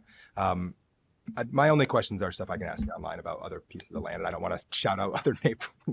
areas and make other people nervous or something. So I'll talk to you offline about that stuff. And I will tell you, because I've done it. I've done the reports. Yeah. I've done it. We have been doing this. We've done reports for the council, and I could put. It wouldn't be that difficult to put together because we've already done it, and with all the town properties, and many of our properties are encumbered by the state of Connecticut. And we go back from looking at a property from the state with Route 6. We have a long history of it, but one of the reasons why it is here is because of desperation of the Cemetery Association that came to me, and having a more upfront dialogue with everyone that they need to know whether or not this property is totally off the table or if it's not off the table. And with the new group, and this is where we're at, and it was off the table because of, for many years, and we've looked, like I said, we've just purchased the property next to the Hind Farm. We looked at that. We looked at the back of the Hind Farm. We had done borings here. We've done like every property that we own. And so we're beholden to have a certain amount of cemetery space as a town, right? Like that's we have a town cemetery, and once that cemetery is full, then either they are in charge of the cemetery. But ultimately, if the Cemetery Association went out of business, it would be the town cemetery, and we would run the cemetery.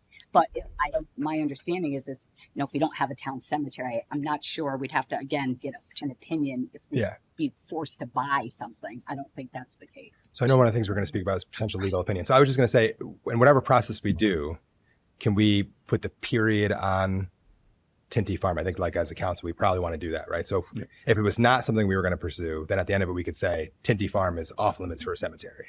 So that way people don't have to feel like in 8 years or in another council or a new whatever complexion, like they feel comfortable one way or another, so they can I think it makes sense to get a legal opinion. Like I said, back there, the appetite wasn't there to pursue it, so we didn't get it. Everyone can read what the deed says, and even you see what I wrote in my manager's report back then. But I think we should probably just get a firm legal opinion to just firm it up, and then bring that back about what the council wants to do next. Sure.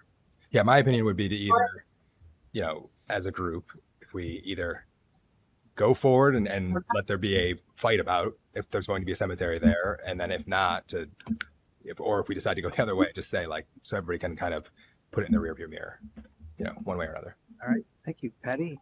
Keith. Sorry. Oh, sorry. He's still sitting here. Come on. So, yeah, I'm still here. I'm there. I'm there in spirit, certainly. I agree with Keith. I think that it would be our responsibility to, if we are going to, investigate it and do our due diligence, there should be some clarity at the end of that process, and to make it clear that the council is or is not of the opinion based on legal counsel that this property ought not be designated as a cemetery given the way the property came into the town's possession. So what I would like, though, Kathy, you offered to send us over the town manager's report from 2018. I would like to see that, please. Sure. Yep, I can do that. I think I heard you say that. That'd be great. And then maybe a copy of the deed itself. I would like to read the deed. I mean, although I would not be in any way qualified to offer any sort of, legal opinions to my colleagues on the council. I would like to educate myself a little bit, at least, as to what the deed actually says. Yeah, I can do that, Bill. It looks like I just did a quick search today that the council I did a goal manager report. There was a public comments, and then there was a follow up the next month on it. So I can get both of those to the council, and I also have the deed. Terrific. Thanks, Kath. Yep. That's all I got. Thanks, Brian. You got it. Thanks, Bill. Patty? I don't need to reiterate. Keith covered my questions in particular about whether or not we have to have a town cemetery for run out of space. I do. I am the only one up here that was on the town council in 2018.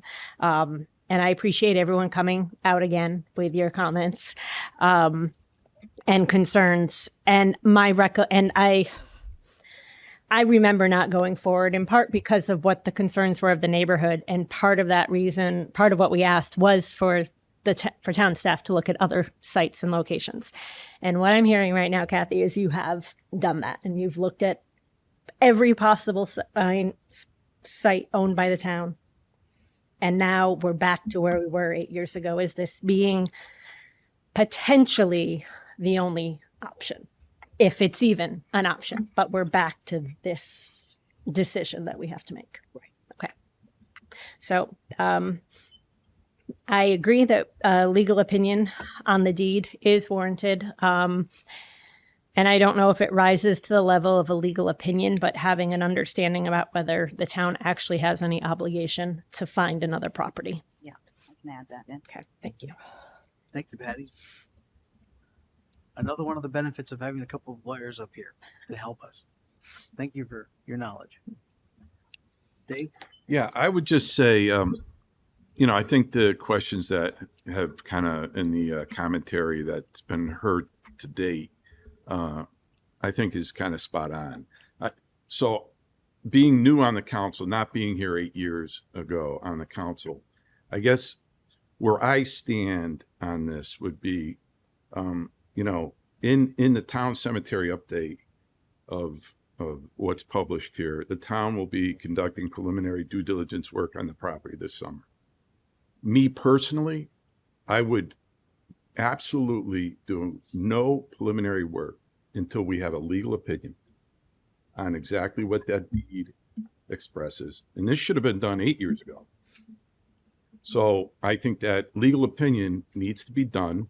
They've done their homework. They've read the deed. They have some interpretation of what that deed states, what the content of that deed means. And so before I would move to do any due diligence, I think we need to look at it legally, like the other folks on the panel said, and get a firm legal opinion on where we stand with that before we make any other consideration of any other activity. And I think not knowing the history exactly of 8 years ago, but understanding that there's been research in this area on the deed and the deed restrictions, quite possibly, that is step number one for me to be able to have any other plan for what's the next steps. Fair enough. So I was picking up on that piece as well. So thank you, Dave, for saying that. I think that we pause on any future touching until we get that. But my question was, if we already have, because I'm obviously new, already have a town cemetery, do we have to have another cemetery in town? Can they go elsewhere? Like my mom, my family members, they live in Farmington, but they are not buried in Farmington and they are living here. So are we required? Can we just... and we're going to find that with Patty and with all the discussions that we've had with the cemetery people. I think that in general, there's been an interest of residents that if the cemetery's full, that they want to have a cemetery here that you can be buried in, whether or not every single person, but if you don't have space, and again, that's a policy decision and a discussion with the cemetery association, whether one, like I said, we ask, do we have any obligation as a town to do that? Second, is there, when with a conversation with the cemetery association, that once it's full, we don't have a town cemetery anymore. Because in the, obviously where the current cemetery is located, obviously the aesthetics is very different. So I can, feel for the residents in that area and not wanting to wake up and see that every day. Yeah. So I'd like to make sure we cover all our bases. Sure. Thank you. I agree with, all of the discussion we've had to this point. And in terms of the order of looking at it, I think there's some clear headwinds with respect to the plot that we're looking at now. For a whole variety of reasons, it appears unlikely. But we need to do our due diligence and go through all of those. It sounds like we're rapidly approaching a, back against the wall if we're going to have a cemetery. So it seems that it would be prudent to charge the land acquisition committee with starting to look for alternatives in the town that we could look at and maybe engage with to purchase. I don't know if those are realistic or what's there, but it might be a good idea to at least start searching for some alternatives. Hopefully we'll get to a place where, we can take the pressure off ourselves. We don't have to have one, but if we do, looking for a proper plot of land would be important, because there's a long window in terms of land acquisition. And I understand we have, a closing window, something like 2 years before the other one is full. So in order to engage in finding another one, we would have to get moving relatively quickly, I would think. Yeah. And we have not as a town looked at land to purchase, and that would be absolutely the next step if there was an interest in having the cemetery, if we have to have a cemetery. Makes sense. So we've got a kind of like a flow chart of things Right. we need to work through. Right. All right. I just want to add that this is obviously a really important topic for the town and for the neighborhood. And I want to thank this particular council and all the newbies up here. I want to say welcome to the learning curve. There is a lot we want to learn about this. And I think the reason we want to learn this, all this information, is because we want to get this right for the neighbors and for the town. So let's have as much information as we can get. And there are certain pieces of information that we didn't get last time. It's time to get that. And there's a process. And I think in speaking to a few of you who called me and spoke with me at the high school, thank you very much, because this is information I did not have last week. And I think it's important that we learn about the process. But more importantly, as I mentioned to a few of you, the reason this is in the town manager's report is because we want to be transparent. This is how we make our decision-making process, not alone, not as a body, but as a town. And we have to consider everyone's voice and everyone's perspective when we make these decisions. So I want to thank you all for coming out to speak and educate us on your position, because most of us were not here 8 years ago. So thank you for coming out again and sharing your thoughts and feelings with us. That's important for us to know. So here we go again. Let's do it right, and let's get as much information as we can and move forward with a process that's good for the town. I think that's fair. So thank you very much for everybody. To everybody. Okay. Is that That's it for nope. That's it for me. I make a motion to accept the town manager's report. Second. all in favor? Aye. Opposed? Passes unanimously. Move on to new business. I make a motion to approve the statement of needs from the Ad Hoc Fire Station Building Committee. Second. Discussion? Oh, seriously. So you have the statement of needs, and by ordinance, the town council has to accept or approve the statement of needs before a building committee is appointed. Is there any further discussion? Bruce, anything to add? Nope. Good to go. Nadine? We're good. Dave? Patty? I'm all set. Bill? Nothing. All right. Keith? All set. All those in favor of the motion, let's call a vote. Aye. Aye. Opposed? Aye. Motion passes unanimously. Thank you very much, everyone. J2? I make a motion to disband the Ad Hoc Fire Station Committee. Second. So the ad hoc fight was established in 2025. We would disband that, and hopefully at the next agenda item, or you would then appoint the building committee. And it's, as I think it's good to notice, confirm, Dave, what you said is that I think this ad hoc committee did a lot of work that the building committee would typically do, the beginning layers of it, and that's why it took 16 months to go through it. Correct. Take it and run. All right. Any further discussion? Keith? Patty? No. Oh, Bill?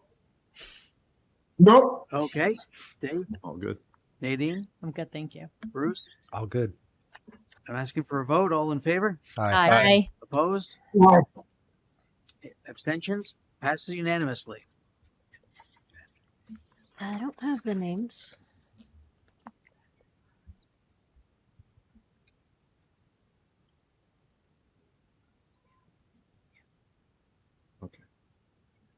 Okay. Would you like to make? So we could. That's, yeah, just I think yours. Okay. Yeah. You could do that. I make a motion to appoint the following fire station building committee members. I make a motion to appoint the following fire station building committee members with the following voting members. As the town council member, Dave Litkowski. And then Mike Grabelis, chief, Dave Shilpinsky, chief, Travis Komak, chief, and the following non-voting members, Kathleen Blonsky, Kat Krasuski, Paul Melanson, Mason Kudry, Say Mason. Mason,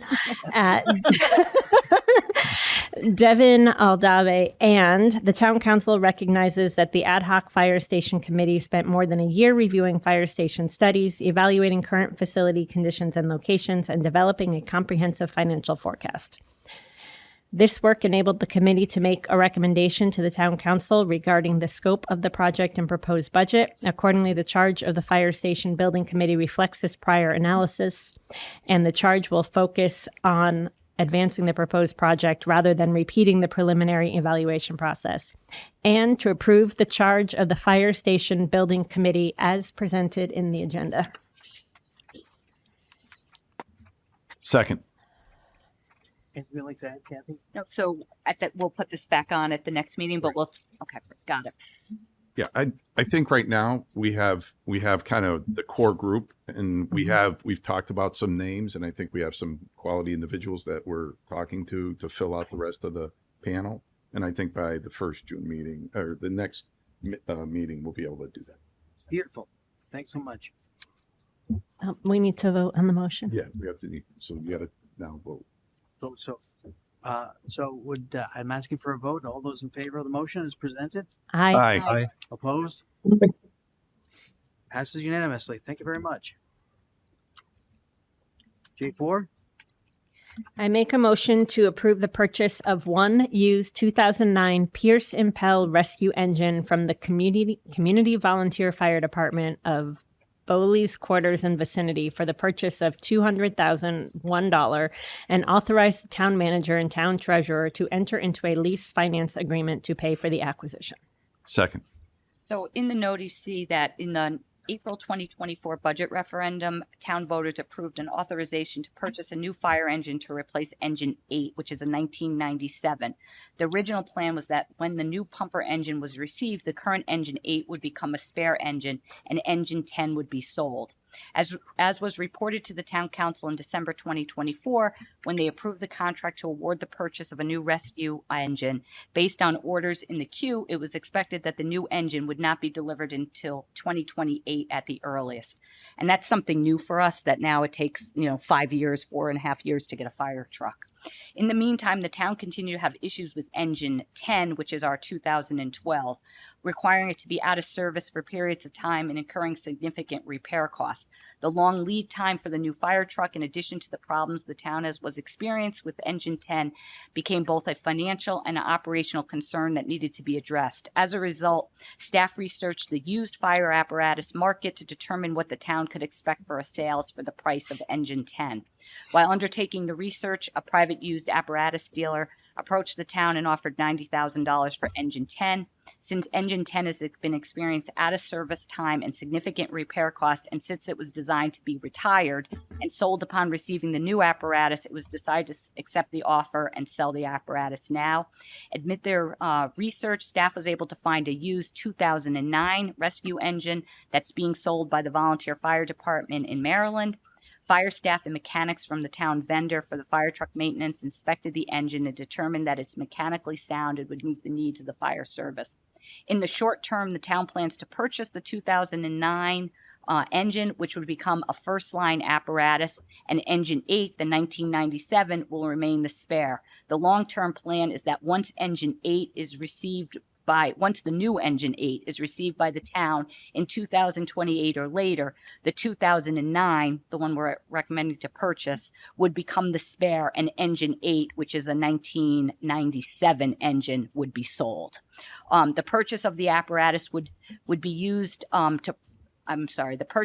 to purchase the apparatus, we would use the proceeds from the sale of engine 10 and finance the balance, approximately 110, through a lease financing arrangement over 3 years. As a result, there was no impact on the 26-27 budget, and the lease payments would begin the following year.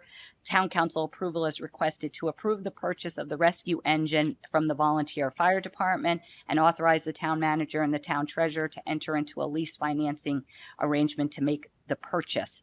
So this is one of the things with Chief Melanson and the fire chiefs, is that we were really getting in a situation with this engine that was out of service all the time, and also the age of the spare that we were using, and that we felt that financially and operationally, selling the fire truck, getting a newer used fire truck, then in the long term, we'd have that fire truck and get rid of the older one and do that. And I think that it's a good plan, and also that we were able to sell the fire truck that we sold, the engine 10, we were happy that we were able to do that and get the $90,000 for the fire truck. So that's where we are. All right, thank you. Any discussion, Bruce? Would this purchase be all in for us, such that it would include like rebranding it for Farmington or any necessary fittings that are unique for our fire station, or would there be additional expense for that? Chief, do you know you answer that? Should let the experts, opine, but. Yeah, so it'll be minimal cost because, and actually they are, just as an aside, they're throwing in the ladders and the hoses and everything else that's on it. The only additional cost will be getting it here. So we're going to work that out, and that'll come out of our repair budget, and then just putting a sticker on it. So everything else, though, has been checked out. Sounds good. Thank you. Nadine? Dave? Yeah, I think that was my question. It's an 09 and it's in, you've inspected it and it's in good shape. I mean, it's in operational shape. Yeah. So the great thing is, and the three chiefs can attest to it with the career firefighters and our large maintenance, obviously, Farmington Motorsports has been doing all of our repairs. And so there's been a real collaborative effort from all the chiefs to review the specs of this new apparatus, because it will eventually be a spare. So any of them and all of them will then eventually have to use it. And then obviously the expertise of, the quality of the truck, the engine, and those sorts of things, the pump testing and all those things. That's why we sent down the Farmington Motorsports mechanics to take a look, take a drive, put it through the pump test, make sure that it fits. So we wanted to be sure before we came to you that everything was in line. Perfect. Thanks. Patty? And I just want to clarify, and this is mentioned in Kathy's summary, but we had significant repair costs on Engine 10 on a yearly basis. Yes. Okay. Yeah, which is, I think, part of the reason, and the finance director and, with Joe Swetsky, we talked about this engine all the time because it was going in. But additionally to the finance cost, Motorsports was good enough. We replaced the batteries earlier this year. It was $6,000, right? 2 other times they warranted the batteries for us. But each time that truck is out of service as a first responding from that East Farms Fire Department, right? Which covers Yukon, West Farms Mall, the highway. Like, it's that truck gets significant use. So not only was it the cost, but the reliability of having that truck became a concern. Okay. Yeah. Thank you. Thanks. Bill? No questions. Okay, Keith? No questions. All right, thank you, Chief. This puts us in a safer, more reliably safe position. Yes. Awesome. Thank you. So I'm going to ask for a vote. All those in favor? Aye. Aye. Opposed? Aye. Abstentions? Passes unanimously, and thank you very much, everybody. Let's move on to J5. Before we make the motion, should we have a discussion about the budget and the impacts of the legislative changes, in case we want to change the motion from what it currently says? Very good. Yeah, let's do that. So, conversation about what we want to do or what you're interested in doing with this money that we're talking about. We were talking about focusing more on just what's going on with the state and not the school portion. So we're talking about the 1.6, the 7, Yeah, I think the 148. Joe and I have been talking in that, as you see in his note, that the supplemental education aid is 148,320. I think it's still a little the law, like we're still evaluating like what we actually can. I think we know basically, but I think it's not 100% clear yet. And according to Joe, we don't have to make a decision on that 148 at this meeting. So I think that would probably behoove us to get more clarity and have more discussion maybe with the school system and some of that before we do that.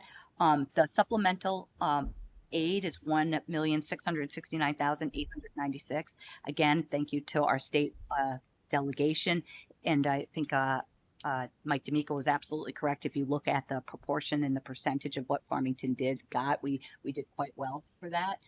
Joe had written some different things, and we have some different ideas, about, I think the overall intent in some ways from the legislative is to lower the tax rate. And, Joe had put a sheet together that showed using all of the money or, the budget with the town grant only, where it would go to. We would go from a 3.5% tax rate to 2.1. We could do various things. We could do a portion of it and then save some of the money for the reval year next year. So we could take split it or whatever percentage you would want to do. And then that would help the tax rate and then also help us next year. We have a slight concern, but it is what it is that we're hopeful that we're going to get this grant next year. But if we don't, that's, revenue side of the budget. And if you look on this sheet right here, where our revenue is, if we don't get that $12 million or that extra thing, we have to make up some of that money. But this is a Pequot grant, and that would, we're hopeful that we're going to get it again, but, maybe taking only half of it. But then again, going on, we have a reval year. And like we said, I think it's going to be a tough year, and using part of it next year to help the tax rate, I think is the intent too, is that you're helping it this year and you're going to help it next year. So we have some numbers or like that's kind of where we're at. I think we have some motions to amend things to use a portion of the money if that's what you're interested in. We don't have to do this tonight, this part of it, but if we are ready to do it, and I think we're ready to have some different motions for you if you wanted to, I think it'd probably be a good idea. Okay. Keith, would you like to start us off? Forward for that. Do we want to make them? We have to figure this out before we do the motion. Yeah, it'd be So, easier. what's your opinion on all or nothing or So, partial? If we can reach a consensus, I would love to get it done tonight. That would be my first statement. So we're tabling for tonight anything about the education money. We're gonna have future discussions about that. So Correct. Just from what Kathy said, and I think it was said in public comment, and it's one of the proposals in here. I would love to see some of that money go to fund balance so that we have some money for next year. We all know it's going to be a bad year next year. We don't know it's going to be a bad year. We hope it's going to be a great year, but we are concerned it could be a bad year. And then I believe the intent of this was to give something back to taxpayers. And so I would be in favor of splitting it and this year and next year and go half fund balance and then half to pay down some of that tax rate. And I'm up for conversations about if people want to change the percentages or whatever else, but I think something like that is the spirit of this and I think would be good for everybody in town. Thank you. Bill, do you have any opinion here? Couldn't say it any better. I agree with Keith. I think we have responsibility to, lower, as Keith said, the legislation was passed and intended for us to reduce the tax burden, and we can do that, and also be smart about next year with respect to reval. So yeah, I'm open to a conversation on the allocations and the percentages, but yeah, for sure. All right, Patty. I agree that we should look to lower taxes for this year. I agree that there's potential challenges next year due to the reval. So saving some of this money for next year makes sense, and allocating some of it for this year to help our residents also makes sense. I do want to comment. I do want to make a comment about public comment this evening about zeroing out the fund balance allocation. I know that ideally we wouldn't draw from fund balance, but my understanding is we've been allocating from fund balance for several years, at least multiple years now, and we have not actually spent the fund balance for many of those years when it's been allocated. Is that right, Joe? Okay. So I think the advantage of keeping that fund balance allocation is that I think it allows us to be conservative in our anticipated revenue estimates. And if our revenue is higher than our estimate, then we're not taking from that fund balance. But by allocating the fund balance, it also means we're not taxing the residents for that $800,000. So I think there's benefits to our residents to appropriate the $800,000 fund balance this year, and just to maintain our tax rate and reduce it, but also save some of these funds for next year. Hopefully that makes sense. Thank you, Pat. Yeah, I'm in line with the first three opinions here. Yeah. I think it's the smart move. All right, Nadine. I'll take it for 4. Okay. 5. Bill. I will add my name to the list. I think it's the most Connecticut decision we could probably We make. want to talk about a percentage now, so we can actually have the motion. Do we need to put the percentage in the motion? So when you say percentage, what I think a he percentage of what? amount? Like, are we splitting it 50-50 Got it. Are we between doing the 1/3, fiscal years? Or? 2/3? I'll suggest 50-50 for discussion. Okay. Yeah. Any other discussions? 50-50, Joe, what does that look like? I mean, if we do, I know you've been patient. I was just. He's been sitting for a while too. I'm getting a cushion chair.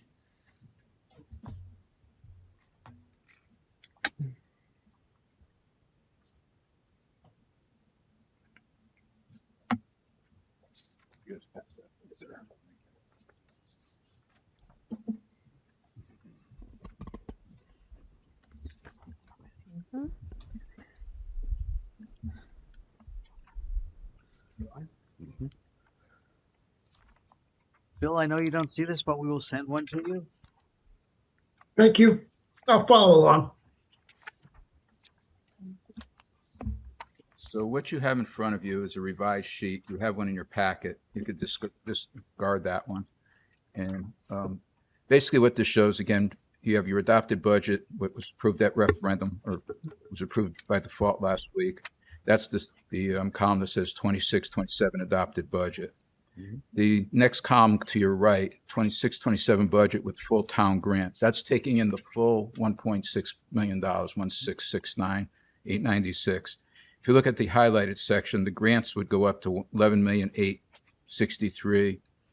And then if you drop down, the tax increase would be 2.12%. The mill increase would be 0.5 mils, a 2.12% increase, and it'd be $169 to the average home. So it'd be about $111 less than what the current proposal is. If you take half of it and rounding up, so at $835,000, that would be your far right column. So the grants would go to $11,028,000. The tax in mills would go to 0.74 mils. It would be a 2.8% tax increase, which is a $224 increase. So it's about slightly less, $50, a little over $50 less than what your current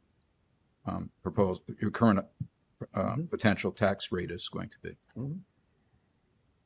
All right. Thank you. I knew you'd be ready. Thank you, Joe. Is there any further discussion?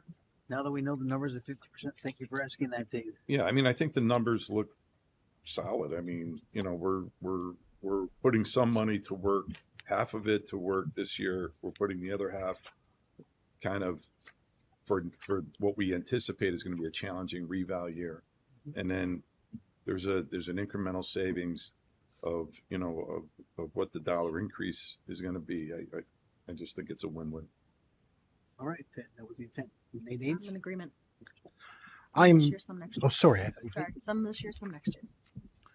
I'm in agreement as well. Although I would want to suggest that we kind of back into a 2.9% and then cheat a little bit more for the future, because it's a sort of a psychological number. Barrier below 3%, 2.9 locks it in and just gives us a little bit more. But I mean, we're splitting hairs at this point. So if we're comfortable with a half, I'm totally good to go with it as well. Okay. So I'm certainly open to that. 50-50 is nice and clean. I think 1/3 gives us a little this year and a little more next year. It might be more difficult, but it's hard to say. You can't do a crystal ball. And as Kathy was saying, we might get this again next year, but there's no guarantee. So I would just say, are we comfortable with 50-50? And I don't want to squabble over, a little bit more, a little bit here. It's all going to the town evenly, equitably. So I think that's fair. I'm good with 50-50. So am I. I mean, I understand what Bruce is saying. I mean, I appreciate it, but I think I think I just kind of keep it as simple as possible. 50-50. All right. 50-50. Are you on board with that? Yeah, I'm good. 50-50. We're good. All right. So we'll give you a minute. Yes. Or two. Whatever you need.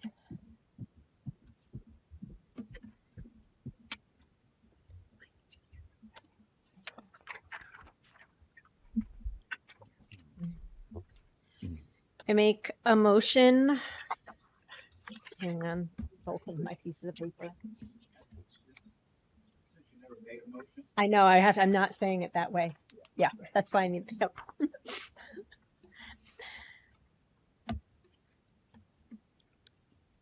I make a motion that a property tax rate of 27.36 mils be levied on the net taxable grand list of October 1, 2025 in the amount of $4,612,782,764 to meet the appropriations of the town of Farmington for the fiscal year beginning July 1, 2026 through June 30th, 2027.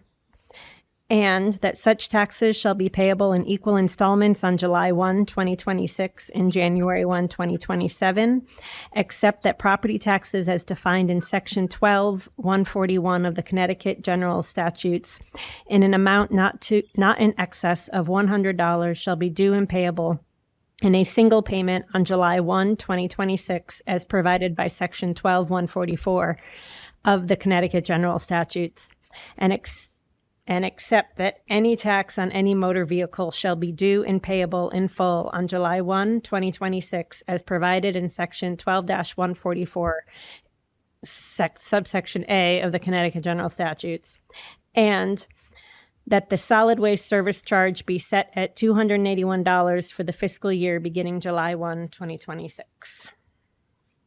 Second. Any further discussion? All right. Wait, what else do I need?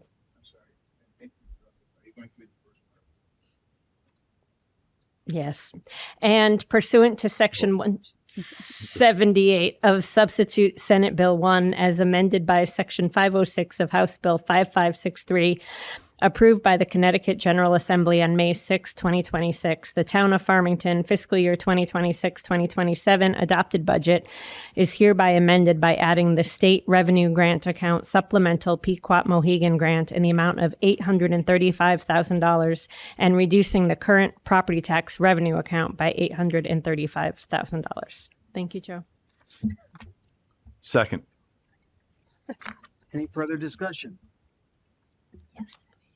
So I'm going to ask for a vote. All those in favor? Aye. Opposed? Aye. Passes unanimously. Thank you very much, and thank you to the state for the reduction in our taxes here in town this year and next year.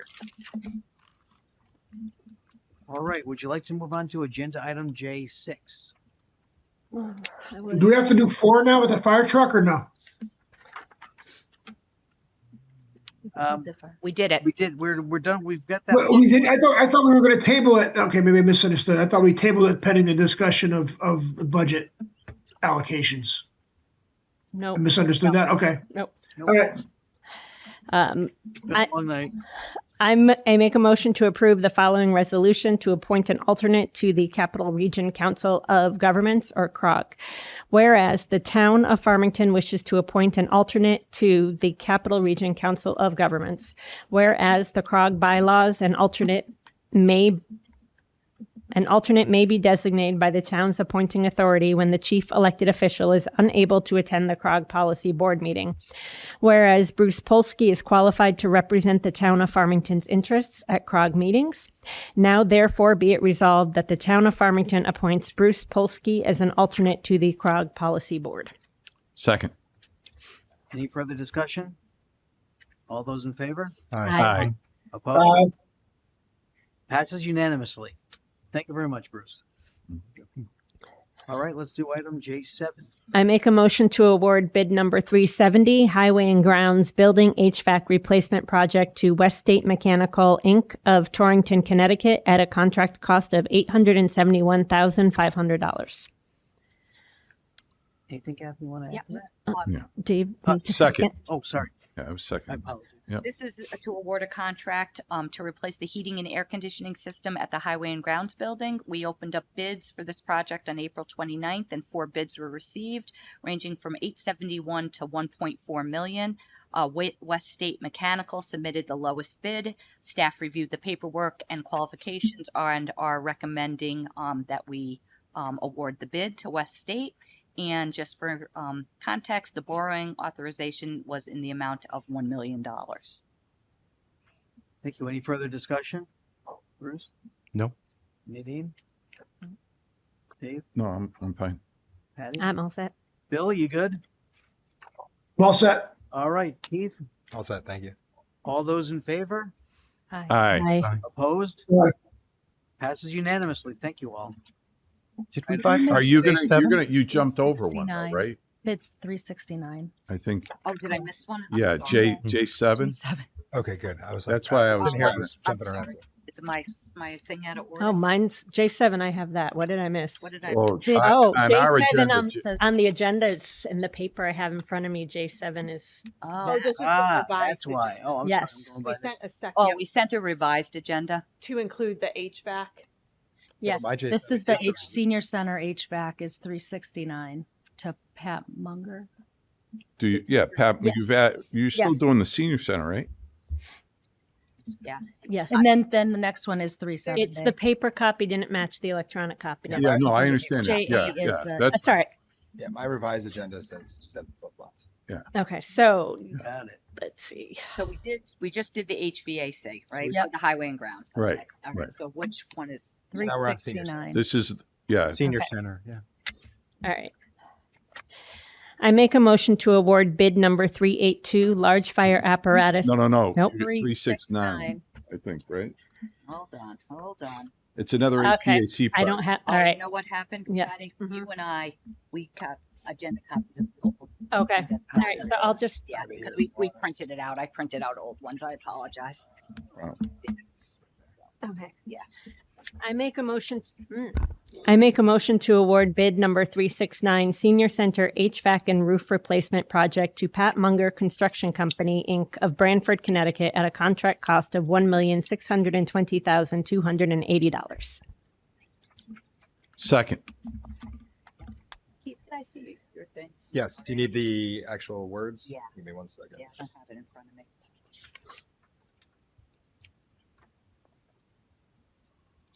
Thanks, Joe. I printed out the wrong agenda. I thought they were testing us. I know. I was like, you passed. I mean, we passed. Good job. You're paying attention. I might shut down the whole IT tomorrow, and we passed it.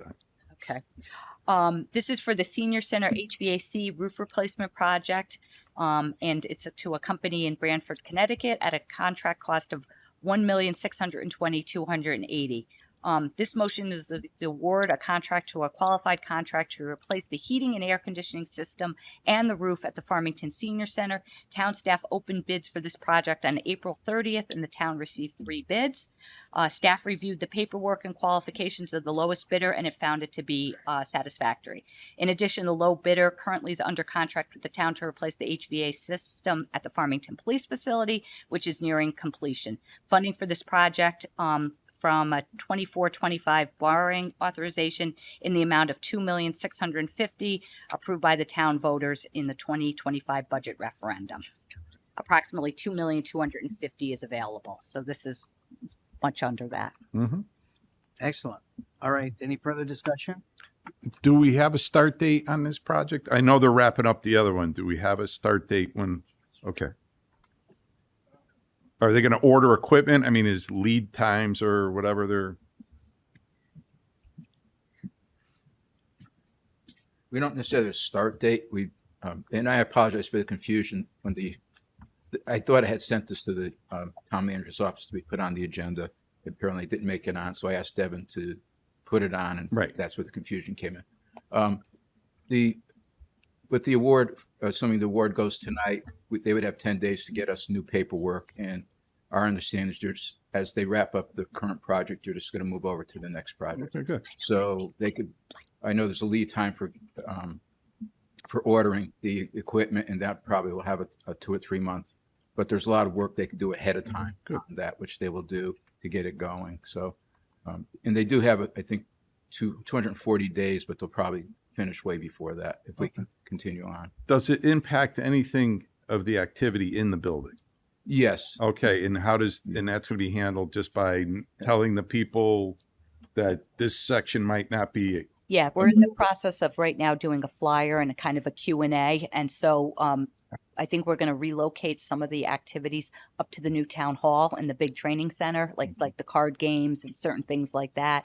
And we are working with our Mason, our project engineer, and the senior center about some of the stuff. It's just quicker if they relocate, and we may do some of that. So we're working out just the bugs on all that, and then we're going to communicate that to the seniors and try to relocate and do things like that. Great. No. Okay. Yep. That's fine. Awesome.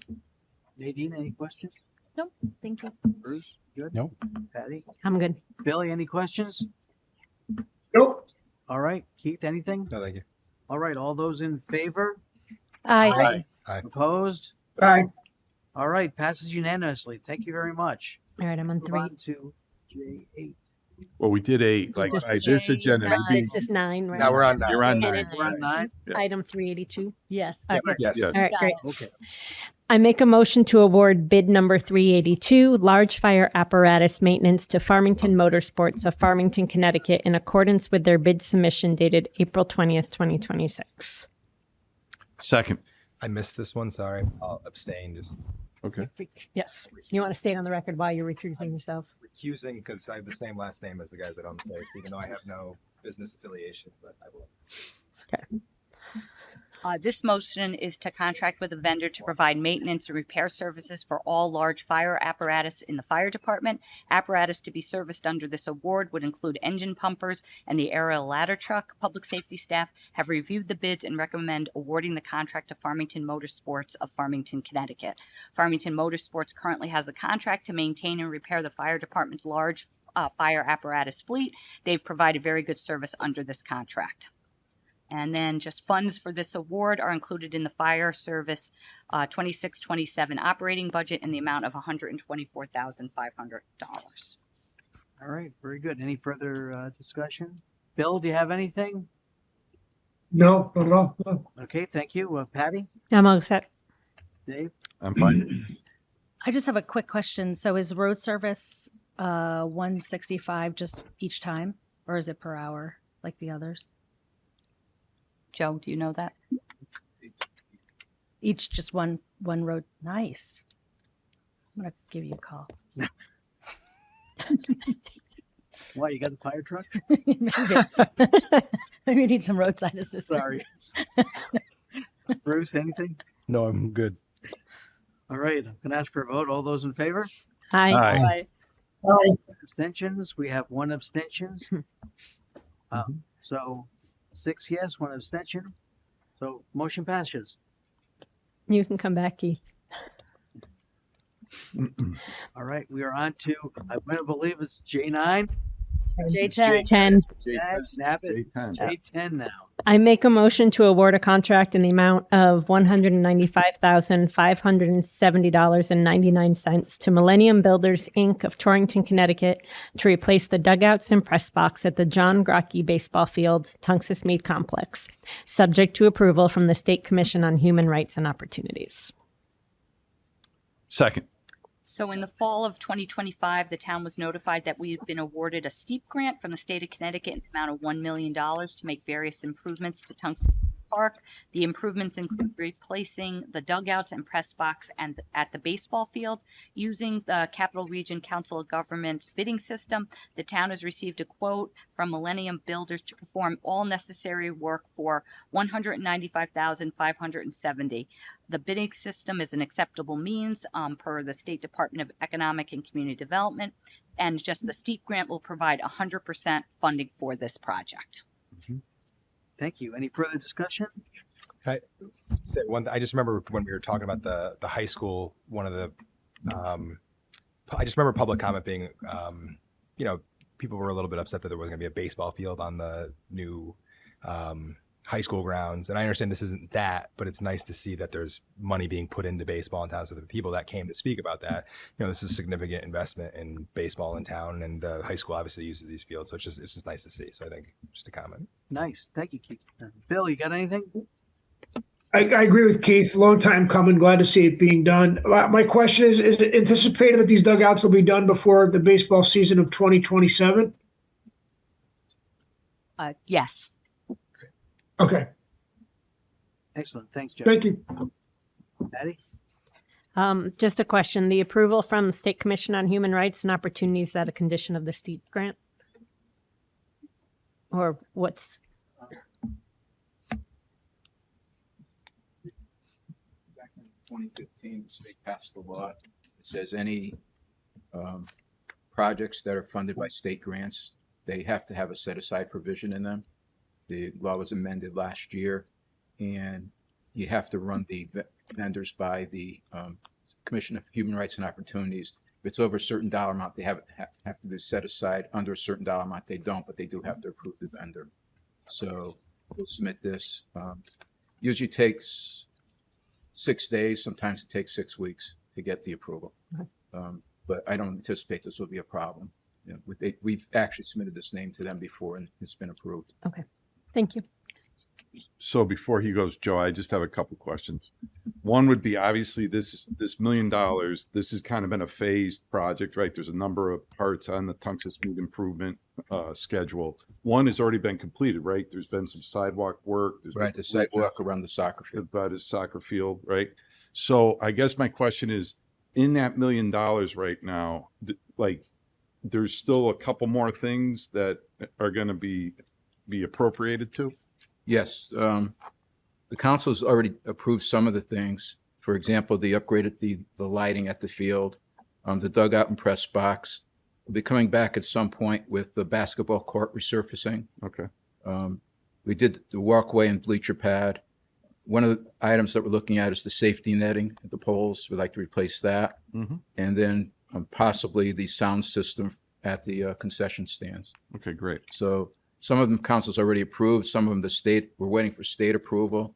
One of the things the state did indicate to us, we were allocating, because it's a matching grant, they're paying 2/3, we're paying 1/3. So we were taking project by project and saying, okay, this is their share, this is our share. The state asked us not to do that. The state said, you pick projects, you fund them with your money, we'll take the other projects. Oh, okay. So the projects that they're taking, we have to wait for their approval and go through all their hoops, if you will. Got it. Now, the other thing I was just going to ask, and maybe this is something that maybe hasn't been done in the past, or maybe it has, but, you know, why wouldn't we put a project sign at Tungus Mead that we were awarded this steep grant, that the town engineering department is performing the services of design and construction oversight, the Parks and Recs people, you know, this is part of their program. I mean, if I'm a taxpayer and I come through there and it's heavily used for recreation and actual sports, I think a sign goes a long way. I mean, you know, so it's no different than you go down the highway and you see that the infrastructure bill from a number of years ago under the bipartisan infrastructure bill, you know, is funding this. So, I mean, is this something we've ever entertained to do? Yes, we do put up signs, and we will have a sign for this project. Okay.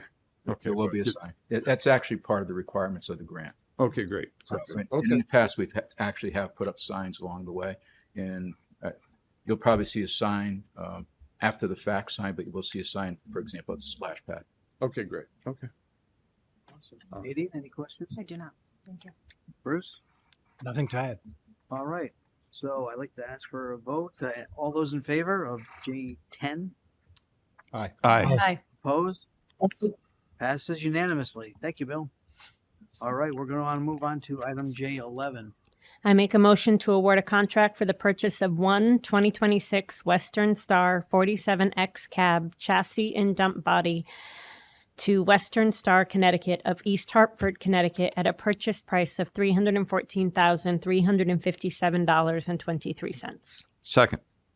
So this is to contract with a vendor to purchase a heavy dump truck that will be used by the Highway and Grounds Division for their daily operations.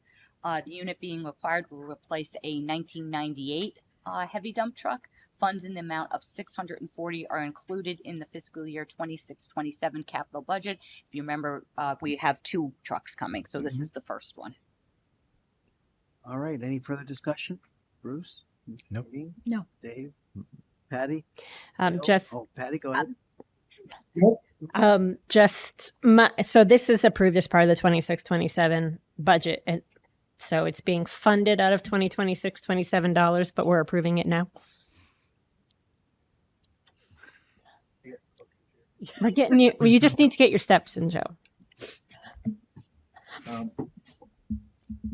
What we do with a lot of these capital projects is, especially when there's a long lead time, is we'll order them now, and because we anticipate when it comes in, it will come in the next year, so we won't actually pay for it for next year. This truck, the cab and chassis, actually we can get within 3 months, which is a short period of time. It's the dump body, and the dump bodies come from Canada. There's tariffs and aluminum issues and everything else. So we're not sure when the dump body will come. We're hoping it'll come before the snow season. So it's more than likely we'll pay for the cab and chassis sometime in October, and probably pay for the balance of the truck sometime next January or February. Okay. Thank you. Thank you.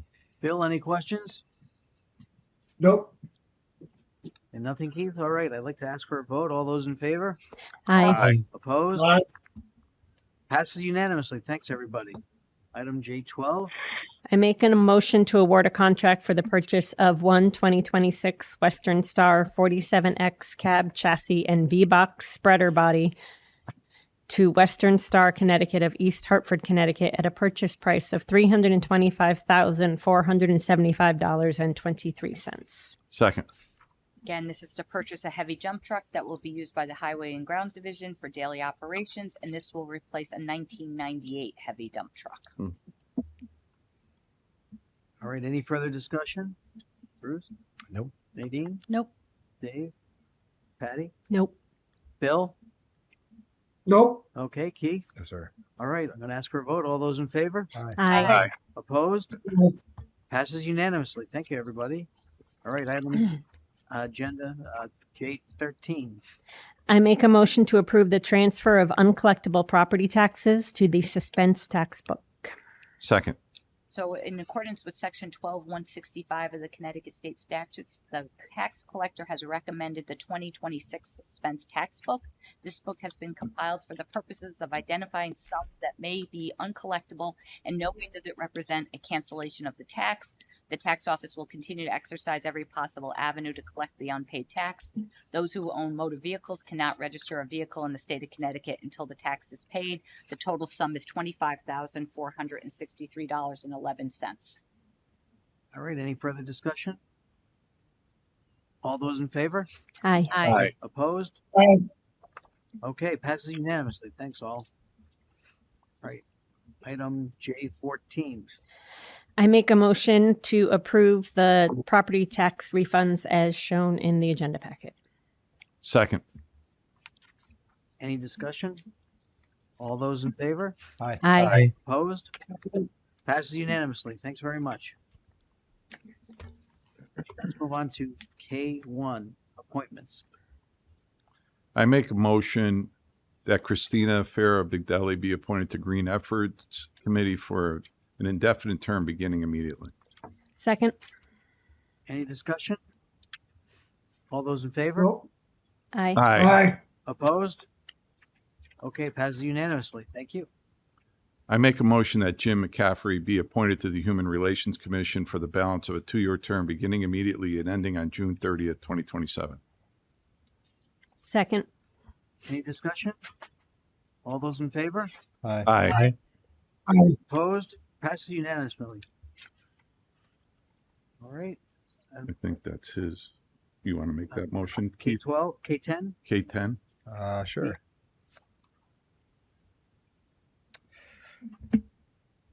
Is this us? This is the Board of Ed's appointment, or the union for the school. Oh, this is appointment. so. Okay, I was gonna say my. So that I'll Yeah, that I was gonna I'll say- make a motion that Linda Yacone be appointed to the retirement board for a 2-year term beginning immediately and ending January 2028.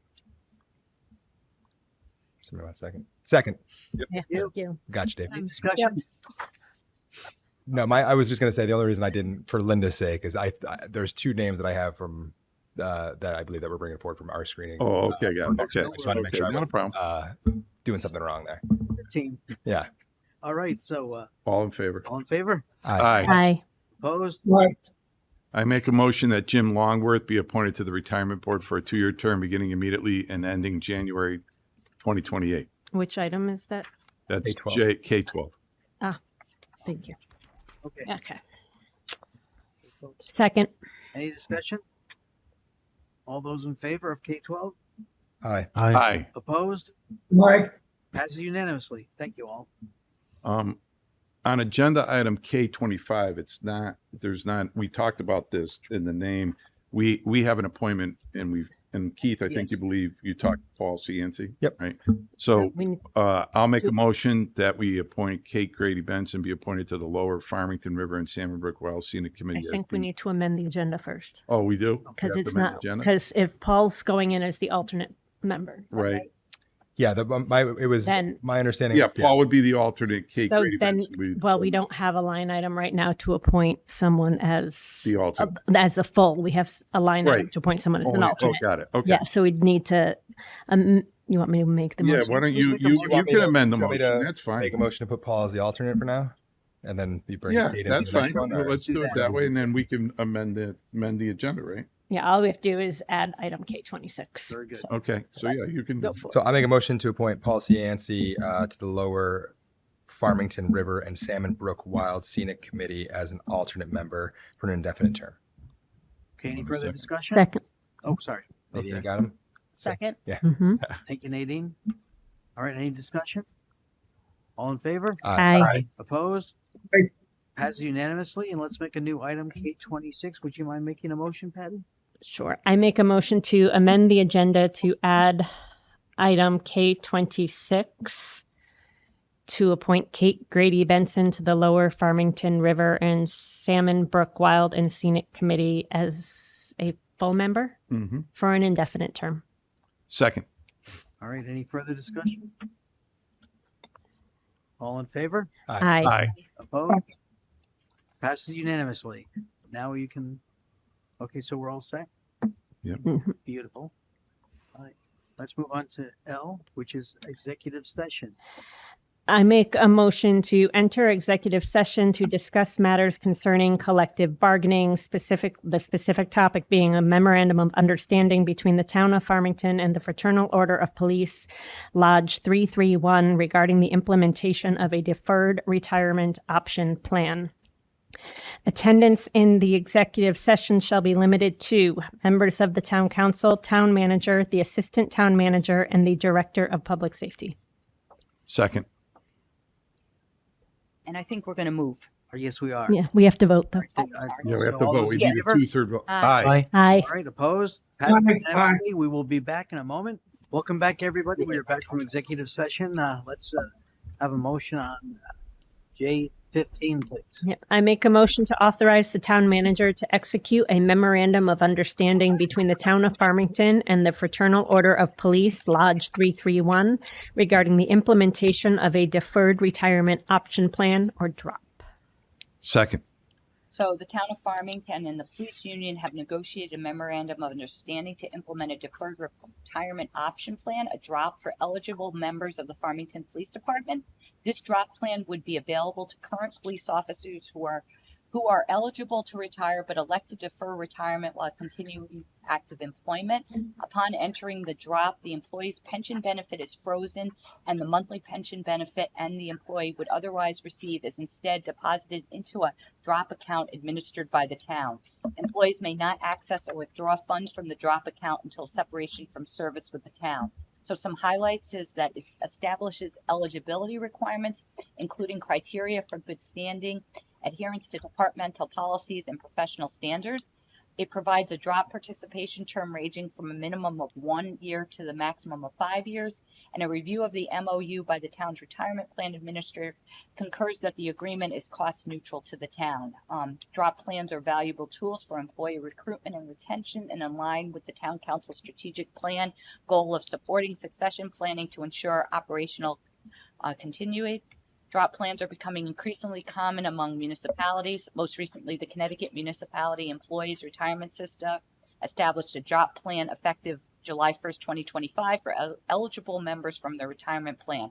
Of the 169 towns in Connecticut, 107 participate in CMERS. So this is the agreement. I think this is really, it aligns with the town council's goals. We've added things into our MOU that's not boilerplate, that I think is very beneficial to the town of Farmington and to the pension plan. So I would definitely recommend that we you guys approve this. All right, any discussion? Oh, I'm all set. okay. Patty, I'm good. Bill? Dave? All good. Nadine? Nope. Thank you. All good. All right, I'm going to ask for a vote. All in favor? Aye. Opposed? Aye. Passes unanimously. Thank you very much. Let's move on to reports. 1928 building. Obviously the big night is coming up. It's going to be Thursday this week. That's where The ribbon will be cut. The ceremony, the honorary ceremony to open it is going to be upon us. It starts at 6 p.m. 6 to 8, right? Yes. Yeah, 6 to 8. So I think it's going to be, fantastic for the town to come out and celebrate again another achievement in a building program. Town hall is not a small thing to do as far as putting a new one together and occupying it, and I think it's time to celebrate. All right, thank you. Anything on the ad hoc fire station committee? We accept your retirement of the committee tonight. All right, for the ad hoc sidewalk committee, we are still on hold until after our discussion on the Meadow Road project. Avon, Farmington, American 250. That moves on. We are getting many more sponsors. Thank you, Chief. We have a lot more participants. We have a number of antique cars that are going to be there, a number of acts, musical acts, performing acts from all around the town, from around the state who are going to participate, a number of nonprofits that are going to be there to share what they're doing and how they engage with the town and how you can engage with them. It's going to be a fabulous day. So looking forward to talking more about that and seeing you there. We have number 4 too, Brian. Yeah. I'm sorry. Ad hoc technology, the new one, technology committee, Bruce. Ah, okay. Sorry. We've met 3 times at this point. We're in the information gathering phase.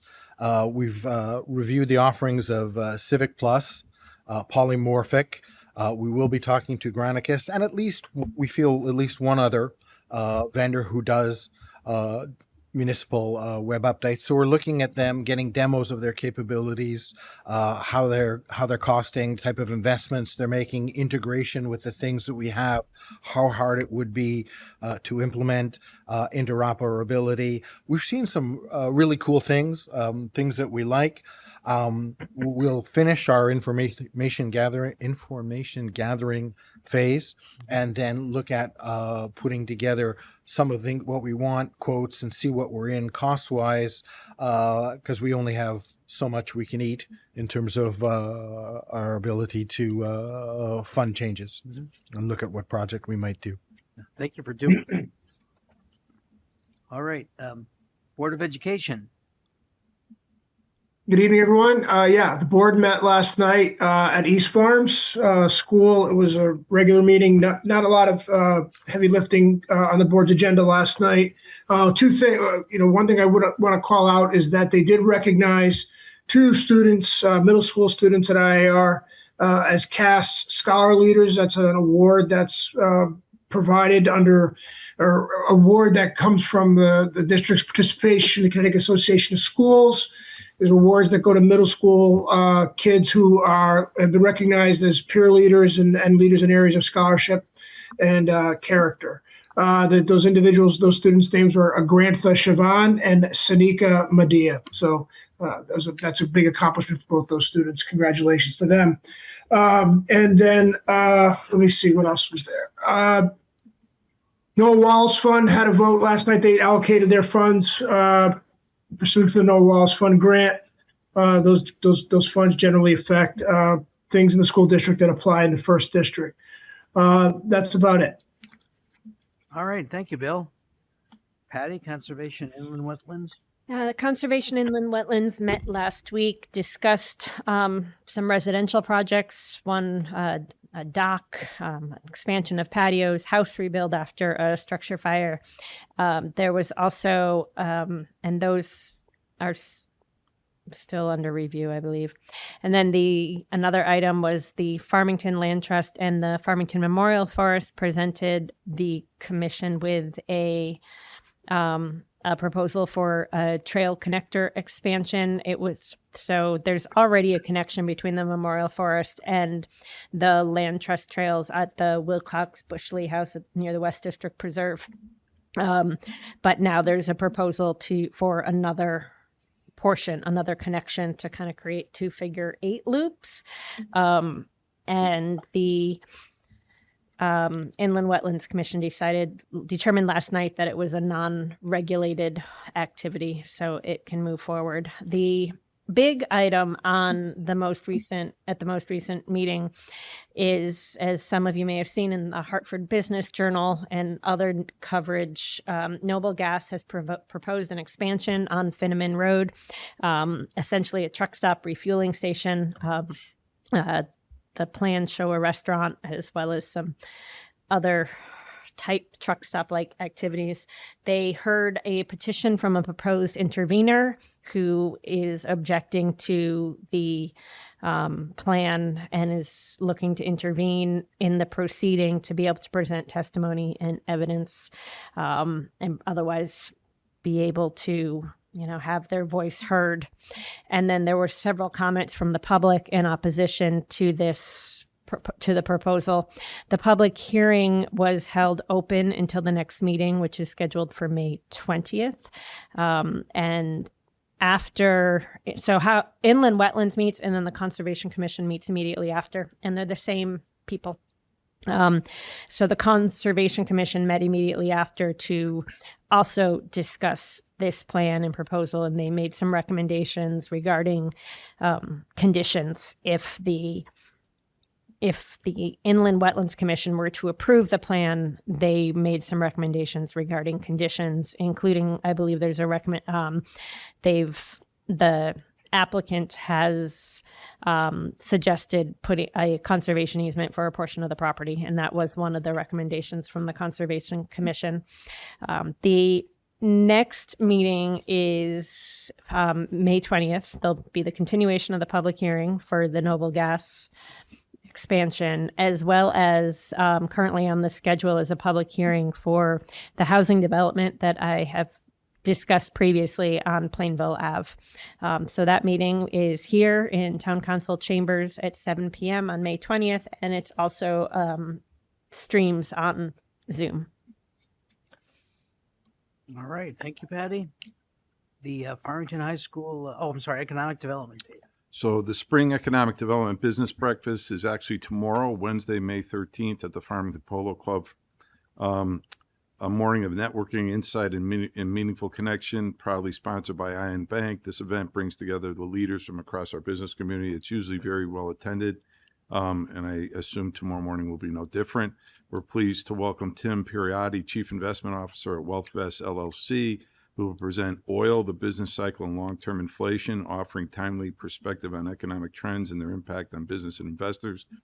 And then one other item on the agenda tomorrow will also include a recognition of the Farmington Community Chest for its long-standing contributions to the Farmington community. And obviously, we welcome all for a lively event. Beautiful. Thanks, Dave. All right, Farmington High School Building Committee. No update. As I stated earlier, we're waiting to the end of June to finish up the residual financials. All right, thank you. Town Planning and Zoning, Bruce? Number of routine business things were approved. Carol's Lunchbox has some indoor-outdoor entertainment that they approved, some new signs for the library.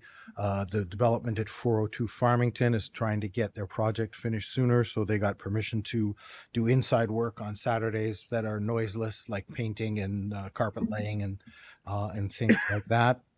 On larger matters, the plan of conservation and development, which is due to be rewritten, they received 8 responses, which is a pretty good number, actually. They're going to winnow that down to a short list, do the reviews. Probably it'll come before us in our June meeting, and they'll hire somebody to start that process. In terms of actual land use things, there are 3 things kind of at various stages in the pipeline that will need POCD changes.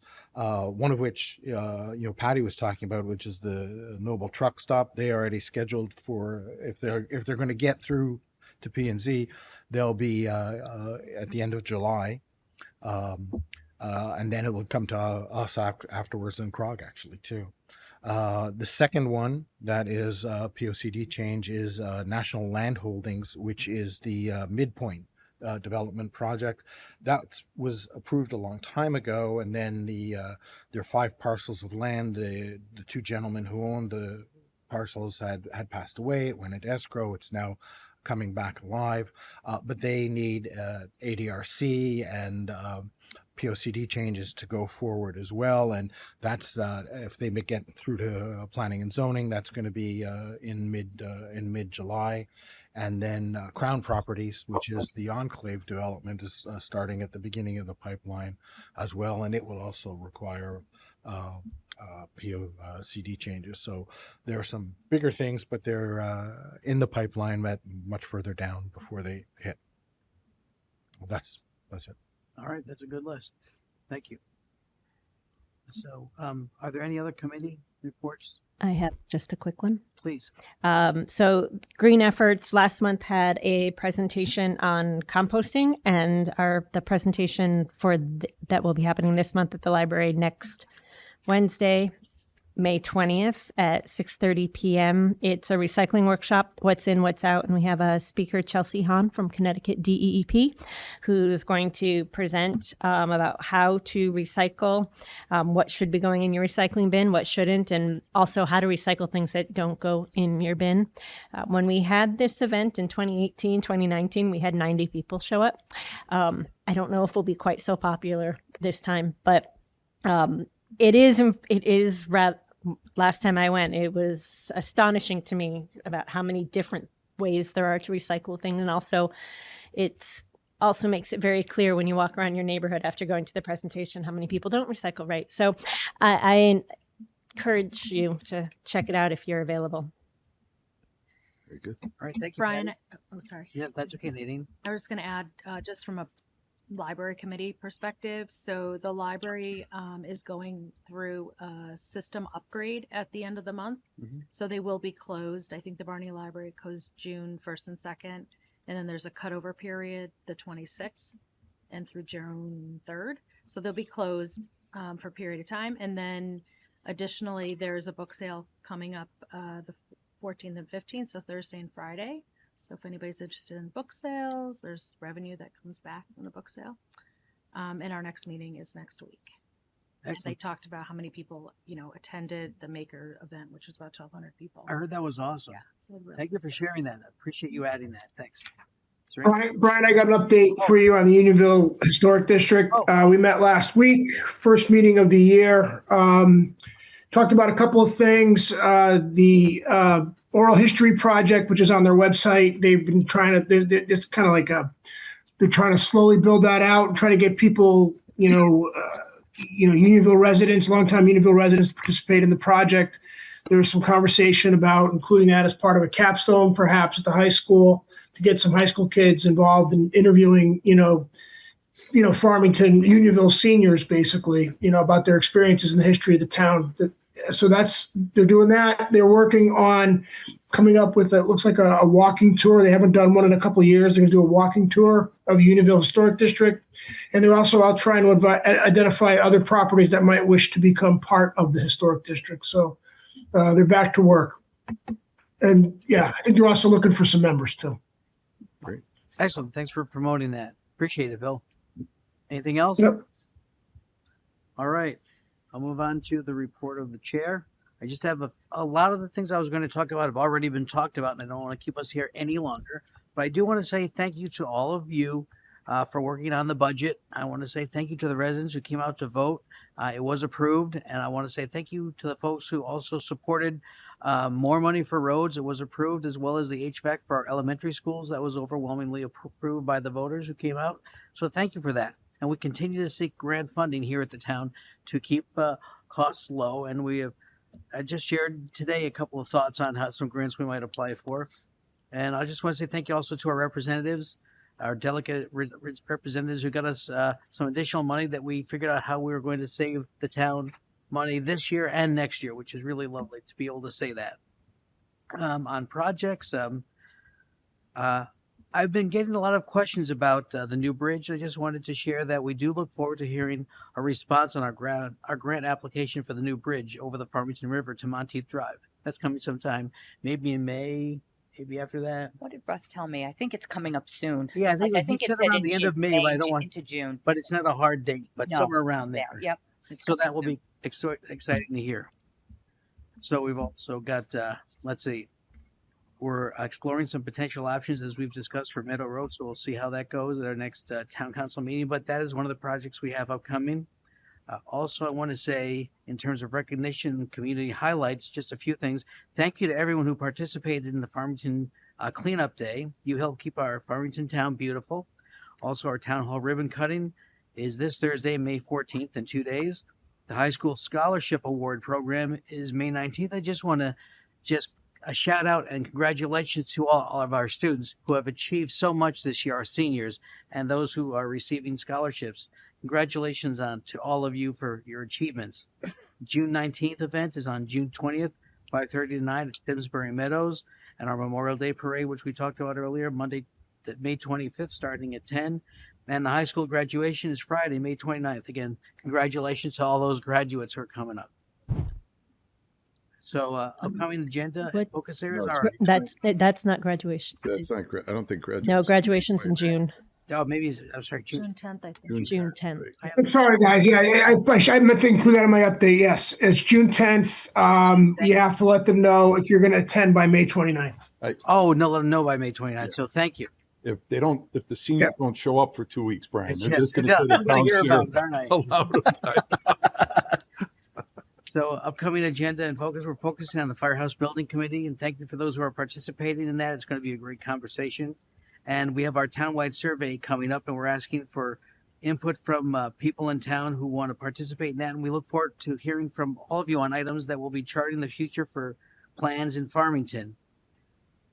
Thank you to everyone for reaching out and recognizing the efforts of what we're doing here in Farmington. I appreciate everyone calling, emailing, and coming here to talk, to let us know your position on issues in Farmington. It's really helpful to us and it's helpful to the town. So thank you for participating. We look forward to continuing the conversation. And I appreciate everyone's appreciating the fact that we're being as transparent as we are and that they kind of notice it. So I want to say thank you. So I want to just encourage you in your civic participation to continue. Thanks very much. Okay. All right. I believe that's it. So I make a motion to adjourn the town council meeting.